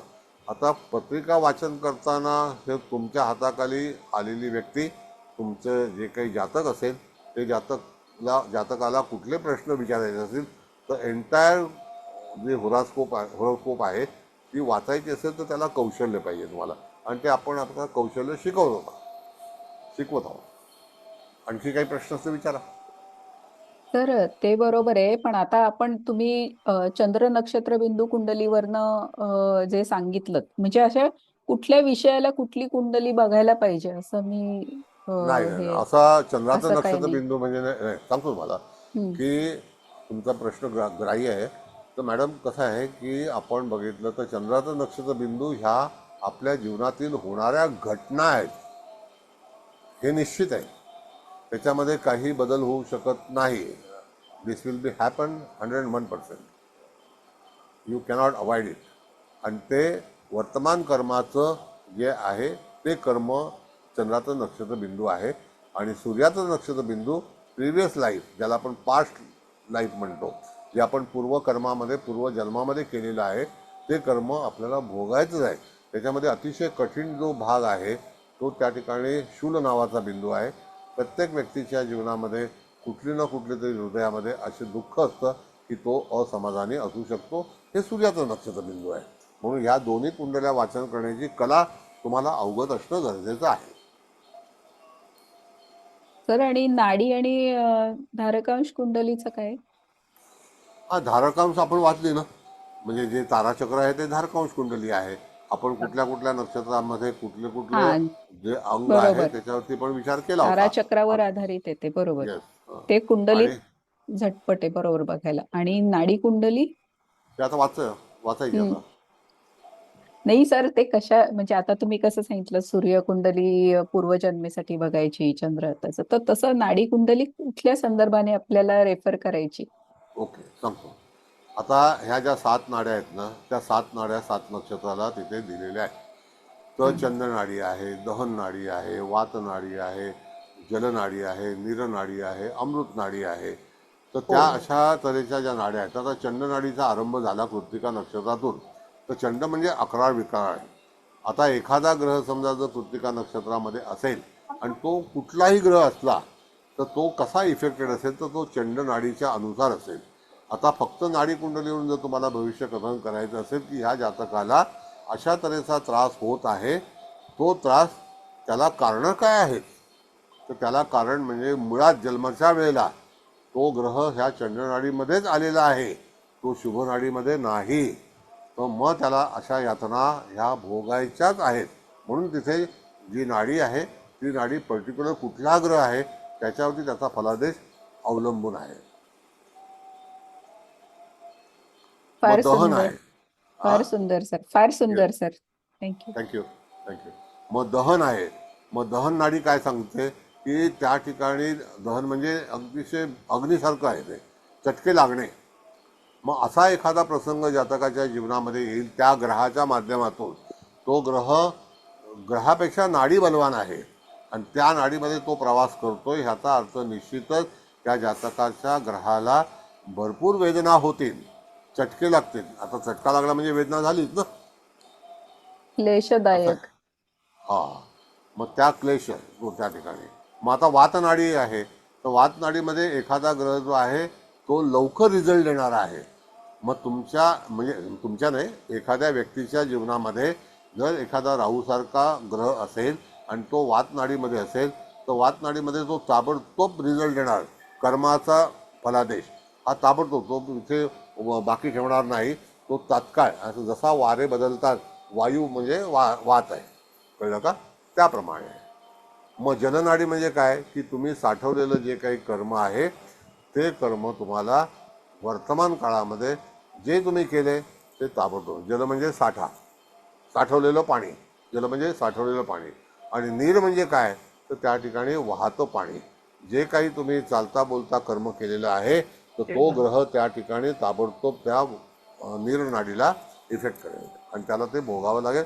चांगलं किंवा वाईट, नाडी ही चांगली आहे, नीर पण चांगली आहे आणि वायू पण चांगली आहे आणि त्याच्यामध्ये तुम्हाला जल पण चांगली आहे आणि अमृत नाडी जी आहे ती पण चांगली आहे. मग अमृत नाडी आश्लेषा नक्षत्राला आहे, तर अमृत म्हणजे त्या ठिकाणी कदाचित एखादा ग्रह जो आहे तो निश्चितच अमृत नाडीमध्ये चांगला फलादेश देईल, त्या ग्रहाला त्रास होणार नाही. अधिकतम कधी कधी काही वेळेला जसं की गोड बोलून माणसं आपलं काम निभावून नेतात. तो ग्रह कोणता आहे, आता उदाहरणार्थ असं आपण बघितलं तर कर्क राशीमध्ये अमृत नाडी आहे, मघा नक्षत्राला पण अमृत नाडी आहे. तर त्यावेळेला राहूचं कार्य काय आहे की एकदम गोड चांगलं व्यवस्थित बोलायचं आणि आपला फायदा करून घ्यायचा, त्याला अमृत नाडी म्हटलेलं आहे. असा पण सर मग हे आयुष्याच्या कठीण काळाला बघायचं, आजारपणाला बघायचं का करिअर सगळ्या गोष्टीसाठी, सगळ्या पण गोष्टीसाठी? सगळ्या गोष्टीसाठी. म्हणजे तो ग्रह त्या नाडीमध्ये असल्यामुळे त्याला नाड्यांश कुंडली म्हणतात. तर त्या ठिकाणी त्याचा फलित करतेवेळी तो ग्रह तशाप्रमाणे ऍक्टिव्हेट असेल किंवा वागेल, त्याचे जे काही ऑपरेशन्स आहेत ते तो त्या पद्धतीनेच करेल आणि त्याला ते मिळतील. जलनाडी, अमृतनाडी, नीरनाडी, वातनाडी ह्या चांगल्या नाड्या आहेत, पण दहन आणि चंड ह्या वाईट नाड्या आहेत. हा बोला ना. फार सुंदर सर. सर जल आणि नीर दोन्ही एकच आहे ना? नाही, जल वेगळं. जल म्हणजे तुम्ही साठवलेलं कर्म, साठवलेलं पाणी, आपण माठ भरतो हा साठवलेला असतो ना. आणि नीर म्हणजे काय की नदी असते नीर, आणि नीर म्हणजे वाहत्या नदीतला पाणी जो असतं ते सुद्धा पाणीच असतं. म्हणजे जल म्हणजे स्थिर आलं, जलाशी संबंधित आहे, पण वाहतं पाणी आणि साठवलेलं पाणी, तलाव हा जलामध्ये येतो, जलाशय, आणि नीर म्हणजे नदी. ते अस्थिर आणि स्थिर असे दोन वेगवेगळे झाले. तुमच्या बँकेत 1 कोटी रुपये आहेत, ते साठवलेले आणि दर महिन्याला पगार येतो, ते वात नीर. नीर सर चंड सांगा ना, चंड पुन्हा एकदा. चंड म्हणजे 11 विकार, 11. अतिशय तेज. हा, म्हणजे एखादी रौद्र अवतार असतो ना चंड, कधी कधी त्या ग्रहामुळे आपल्याला आपल्या जीवनामध्ये अशा तऱ्हेचा फलादेश मिळू शकतो, कारण तो ग्रह जो आहे तो चंद्रनाडीमधून प्रवास करीत असता आपला जन्म झाला असा त्याचा विचार आहे. आता एक नाडी राहिली, सौम्य नाडी राहिली. सौम्य म्हणजे स्मूथ. कधी कधी आपल्या जीवनामध्ये अशा तऱ्हेचे लोक येतात की ते घात पण करतात आणि स्लो पॉयझन असतं, त्याला म्हणतात सौम्य. तो ग्रह फलादेश देते वेळी सुद्धा हळूहळू आपल्या जीवनातला फलादेश देईल, असा त्या नाडीतला फलादेश आपल्याला आढळतो. मग आता गुरुसारखा ग्रह जर अमृत नाडीमध्ये असेल तर शुद्ध आणि स्वच्छ फलादेश आहे, पण सौम्यमध्ये असेल तर तो गुरु जरी असला तरी सुद्धा हळूहळू फलादेश देणारा प्लॅनेट आहे. म्हणजे त्रासही सौम्य पद्धतीने आणि फायदा किंवा चांगलं सुद्धा सौम्य पद्धतीने. बरोबर. स्पीड मध्ये नाही, फास्ट नाही. स्पीड तर फक्त आणि दहन. बोला सर, आता एक शेवटचा प्रश्न आहे. जरा म्हणजे आणखीन म्हणजे तुम्हाला मी मागे नेलं, आता एकदमच शेवटचा टोक गाठतीये की आपली जी सिंह राशीची कुंडली आहे त्याच्यात वर पू लिहिलेलं आहे, ते त्याचा कशा संदर्भ, म्हणजे लग्नाला आपण ल लिहितो, तर पूचा अर्थ काय घ्यायचा? तो प्लुटो आहे मॅडम. ओ, प्लुटो आहे. Okay okay okay. प्लुटो आहे. त्यांना सांगितलं मी 10 वेळा की हे लिहू नका. ते प्लुटो अजूनपर्यंत पाहता येत नाही. नाही, आतापर्यंत लू असं पू असं कुठेच लिहिलेलं, म्हटलं हे काय आहे नक्की, कळे ना मला. म्हटलं बोललं पण नाही सरांनी, जरा उत्सुकता होती. बरं झालं सांगितलं. आता हे पण लक्षात ठेवायला पाहिजे की प्लुटो सुद्धा असा मराठीतनं वाचायची सवय नाही.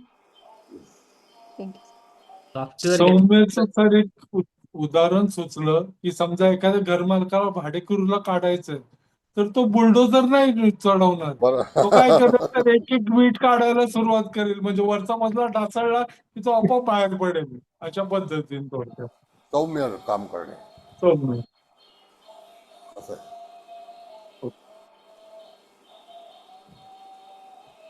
तर फार इंटरेस्टिंग आहे. ॲक्च्युली कसं माहिती आहे का, मला आता शिकवायला हा आनंद आहे. मी काही पत्रिका वगैरे कोणाची पाहत नाही, माझा काही व्यवसाय नाही, हा फक्त आनंद आहे. आणि व्यवसायात मला माहिती आहे की मला ज्योतिषमध्ये पैसे मिळणार नाहीत, हे माझं नशीब आहे. छान समजलं, छान समजतं. मस्त. Thank you madam. खूप छान. व्यावसायिक दृष्ट्या मी कधी केलंच नाही असं काम, कारण एक आनंद आहे की शिकवण्यामध्ये. आणि आपली एक जी काही फी असेल तर ती साधारण फी, आता आमचा एअर कंडिशन क्लास होता तरी आम्हाला 3 महिन्याला 700 रुपये फी घ्यायचो. महिन्याला 150-200 रुपयाचं घ्यायचे. 50 रुपये प्रति लेक्चर. एअर कंडिशन फुल, 3-3, 4-4 AC लावलेले असायचे. अंधेरीला पण क्लास होता. बोला बोला साहेब. वेदांच्या ज्या रेषा आहेत ना, त्या डाव्या, उजव्या आणि सन्मुखा या कळाल्या, पण डार्क ब्राऊन आणि डार्क ग्रीन ह्या रेषा बघा आता ते तुम्ही ठरवू शकता. ब्ल्यू जो आहे तर त्या ठिकाणी लाल रेषा जी आहे ती त्या ठिकाणी तुम्ही डावा पकडू शकता. पण डावा हात जो असेल, आता उदाहरणार्थ चित्रा नक्षत्रामध्ये एखादा ग्रह आहे तर त्याचा उजवा हात जो आहे तो पूर्वेला आहे, डावा हात जो आहे तो पश्चिमेला आहे. सन्मुख जो आहे तो त्या ठिकाणी सन्मुख आहे, म्हणजे उत्तरेला आहे जर ग्रह दक्षिणेला असेल तर.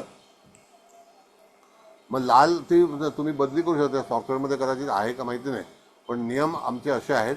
लाल रेषा म्हणजे त्या ठिकाणी डावा वेध, ब्ल्यू रेषा. ह्याच्यात काय केलंय, रवी आणि शनी दोघांचे एकमेकांना त्याने वेध दिले, त्याच्यामुळे त्याने ब्राऊन कलरची रेषा दिली आहे, डार्क लाल असेल कदाचित. आणि रवी शनीचा जर समसप्तक असेल तर त्या ठिकाणी एकमेकाचे वेध एकमेकाला जाऊ शकतात, त्याच्यामध्ये काही गोष्टी असू शकतात. आणि रवी आणि मंगळ हे ह्यांचे पण एकमेकांशी वेध झालेले, त्यांनी ते डार्क ग्रीन केलंय त्यांनी. दोघांचे उजवे वेध असतील एकमेकांशी असं दिसतंय. नाही बघा, आता उजवा वेध जो ब्राऊन आहे नपुसकांशामधून गेला आहे तो त्या ठिकाणी सुरांशाला गेलेला आहे. तिथे तूळ रास आहे, तूळ नवमांश आहे, तर त्या ठिकाणी जो ग्रह आहे ते लग्न आहे. मग लग्नाने वेध कुठे घेतलाय, तो गुरुला घेतलाय आणि तो जन्मता वेध आहे, लक्षात घ्या. It is permanently. लग्न आणि गुरुचा जन्मताच वेध आहे. जन्माचाच वेद आहे, लग्नाचा आणि गुरुचा. म्हणजे यदा कदाचित जातकावरती पूर्णपणे गुरुकृपा जी आहे ती एकमेकावरती आहे. लग्नबिंदू आणि गुरु असं आहे.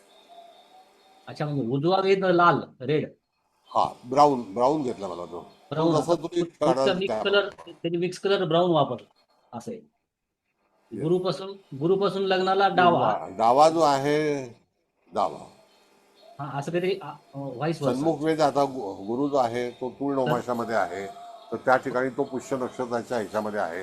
तो तिसरं चरण आहे पुष्य नक्षत्राचं, ते तूळ नवमाश आहे. आणि मग त्याच्यातून ज्याचा समोरचा सन्मुख वेद जो आहे तो त्या ठिकाणी ज्येष्ठा नक्षत्राला येतो. कळलं का? सन्मुख. बरोबर.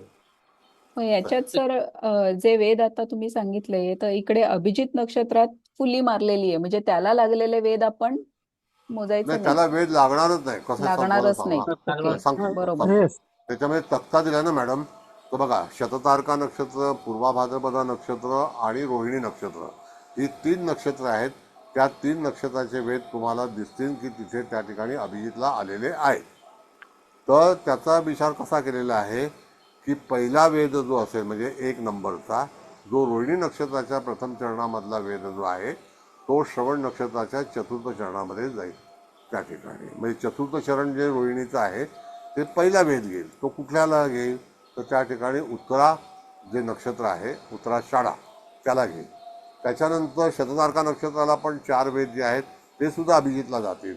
पण त्यातले 2 जे आहेत तर ते ठिकाणी डिव्हिजन केलं आहे, एक श्रवणला आणि एक उत्तराला. म्हणजे श्रवणला मेष नवमाश आहे, वृषभ नवमाश आहे, आणि उत्तराषाढाला त्या ठिकाणी आपण बघितलं तर तिथे मीन नवमाश आहे आणि कुंभ नवमाश आहे, असं आहे. तर तसा पूर्वा फाल्गुनी नक्षत्र जे आहे त्याचा सुद्धा वेद जो आहे तो त्या ठिकाणी उत्तराषाढाला पण येईल आणि श्रवणला पण येईल. बघा, तक्ता दिलेला आहे, त्या तक्त्यावरती पूर्णपणे तपशील दिला आहे की कुठला वेद कुठल्या ह्याला कसा जाईल अभिजितला. पण अभिजितमध्ये कुठलाही ग्रह नसल्यामुळे डायरेक्टली अभिजित नक्षत्राला वेध घेता येणार नाही, असं आहे. तर आता पुढचे प्रश्न जेव्हा तुम्ही मधली सोडवायला घ्याल तेव्हा त्याचे हो. प्रश्न आहेत, म्हणजे ती अक्षर वर अवकडा आहे लिहिलेलं आणि साईडचे अक्षर काय आहेत ते कळलेलं नाहीये, म्हणजे ते तुम्ही सांगालच.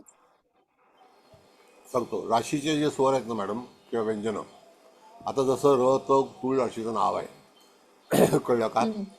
तर आग्नेय दिशेपासून अक्षर कुठलं सुरू होतं? म त, कळलं का? नंतर प, नंतर र, त, खाली न य, प प भ, नंतर ज, ख, ग, त्याच्यानंतर तिथे द, श, अशी जी अक्षरं आहेत, आणि त्याच्यानंतर अ ल ई असं आहे. आता अश्विन नक्षत्र अ आहे, ल भरणी आहे, ई जे आहे ते तुम्हाला कृतिकेला मिळेल.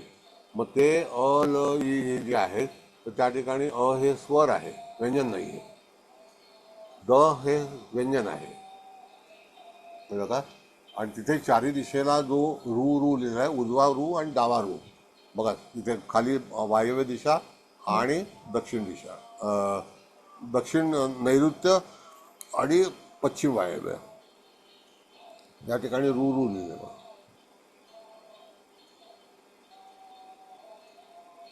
तुम्ही पहिल्या लेक्चरला सांगितलेलं त्याच्याविषयी थोडं. हां, मग साईडची बॉर्डर जी आहे ना मॅडम, तिथे राशीचे जे अक्षर असतात ना, आपले नावं ठेवताना त्यावेळेला त्या राशीचं नाव हे व्हायब्रेशन असतं आपलं, तर आपल्या कुठल्या ह्याच्यातलं नाव आहे. आता उदाहरणार्थ मॅडमचं आडनाव काय दारविळकर आहे ना मॅडम?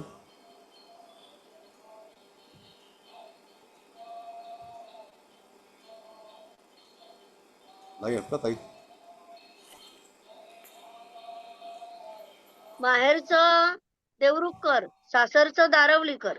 हां, मग आता देवरुखकर हे जे नाव येतं तर देवरुख, आता ख आला त्याच्यामध्ये तर तिथे मकर राशीचा संबंध येतो. ख येतो ना, देवरुख कर. हो हो. र आला, व म्हणजे वृषभ राशीचा संबंध येतो. र म्हणजे तूळ राशीचा संबंध येतो. द म्हणजे तिथे मीन राशीचा संबंध. मग आता त्या ठिकाणी बघितलं तुम्हाला तर त्या ठिकाणी पहिलं नाव जे तुमची जी रास आहे ते न य नाव येतं. न य असं आहे.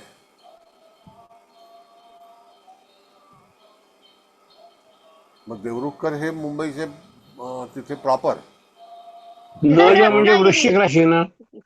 संगमेश्वर. न य वृश्चिक नाही पण तरी सुद्धा देवरुखकर ही मुंबई गिरगाव. गिरगावात जे म्हणजे आले जन्म मुंबई झाला माझा, पणजोबा आले, पण आमचं गाव आहे संगमेश्वरला. हा संगमेश्वर जरी असलं तरी सुद्धा बरेचसे देवरुखकर जे आहेत ते गिरगावातच आहेत.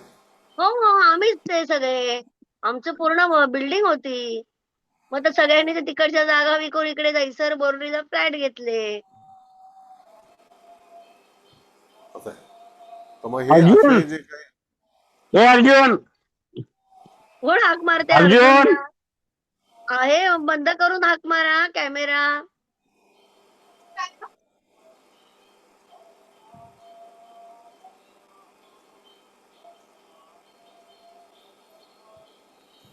बर. आता हा जो परिचय आहे मॅडम तो तुम्हाला सगळा सांगितलेला आहे. आता 10 वाजलेले आहेत तर साधारणतः मला असं वाटतं एवढं लागणार नाही. आता थांबावं. मग आपण पुढच्या वेळेला चालेल चालेल, हरकत नाही, कारण खूप झालं आज, भरपूर झालेलं आहे आमचं ज्ञानार्जन. आणि अजून मधला चौकोन आहे तो परत रिपीट करा तुम्ही. हो नक्की पुढच्या शनिवारी, कारण 8-9 लोक ऍबसेंट आहेत. हो ठीक आहे, त्यांच्यासाठी जरा करा. हा नक्की. आणि आम्हाला पण जरा रिपीट होईल तेवढं. धन्यवाद. सर छान कनेक्ट होऊ शकलो आम्ही सगळ्या. खूप सुरेख सांगितलं. हे कुठेच मिळालं नाही आम्हाला, कुठच्या ग्रंथात नाही, काय नाही. वेदांमध्ये असलेलं असणारे वेद वाचायला पाहिजेत. वेद वाचायला पाहिजेत संस्कृत मध्ये. त्याच्यात ही विद्या सापडेल आम्हाला सर्वतोभद्रची. खरंच सगळे ओरिजिनल नोट्स दिलेल्या आहेत ना त्या सगळ्या मॅडम ट्रान्सलेट केलेल्या आहेत वेदामधून. खूप छान होणार बघ. मस्तच आहेत त्या, मस्तच आहेत. एक वेदाचं संस्कृत पुस्तक पाठवतो मी, पूर्णपणे संस्कृत पुस्तक पाठवतो तुम्हाला वेदांचं. अगदी पाठवा. संस्कृत बघायचे. चालेल चालेल. संस्कृत वाचता येतं मला. 100 मार्काचं संस्कृत घेतलं होतं मी 10वीला. ठीक आहे. म्हणून तर उच्चार एवढे खणखणीत आहेत ना माझे. मी तुम्हाला अननोन कुंडली करून पाठवतो, म्हणजे तुम्ही सगळ्यांना देऊ शकाल ते. ठीक आहे. ठीक आहे. थँक्यू. धन्यवाद. धन्यवाद ताई. Bye bye. Bye bye everybody. Thank you. धन्यवाद ताई. सगळ्यांना बाय बाय बाय बाय. मुंबईचे लोक बाय बाय करतो. Bye bye bye. मॅडम नमस्कार. शुभरात्री. नमस्कार. शुभरात्री. शुभरात्री. शुभरात्री. आता जेवायचंय आम्हाला, जेवायचंय. हो चला. हा बाय बाय.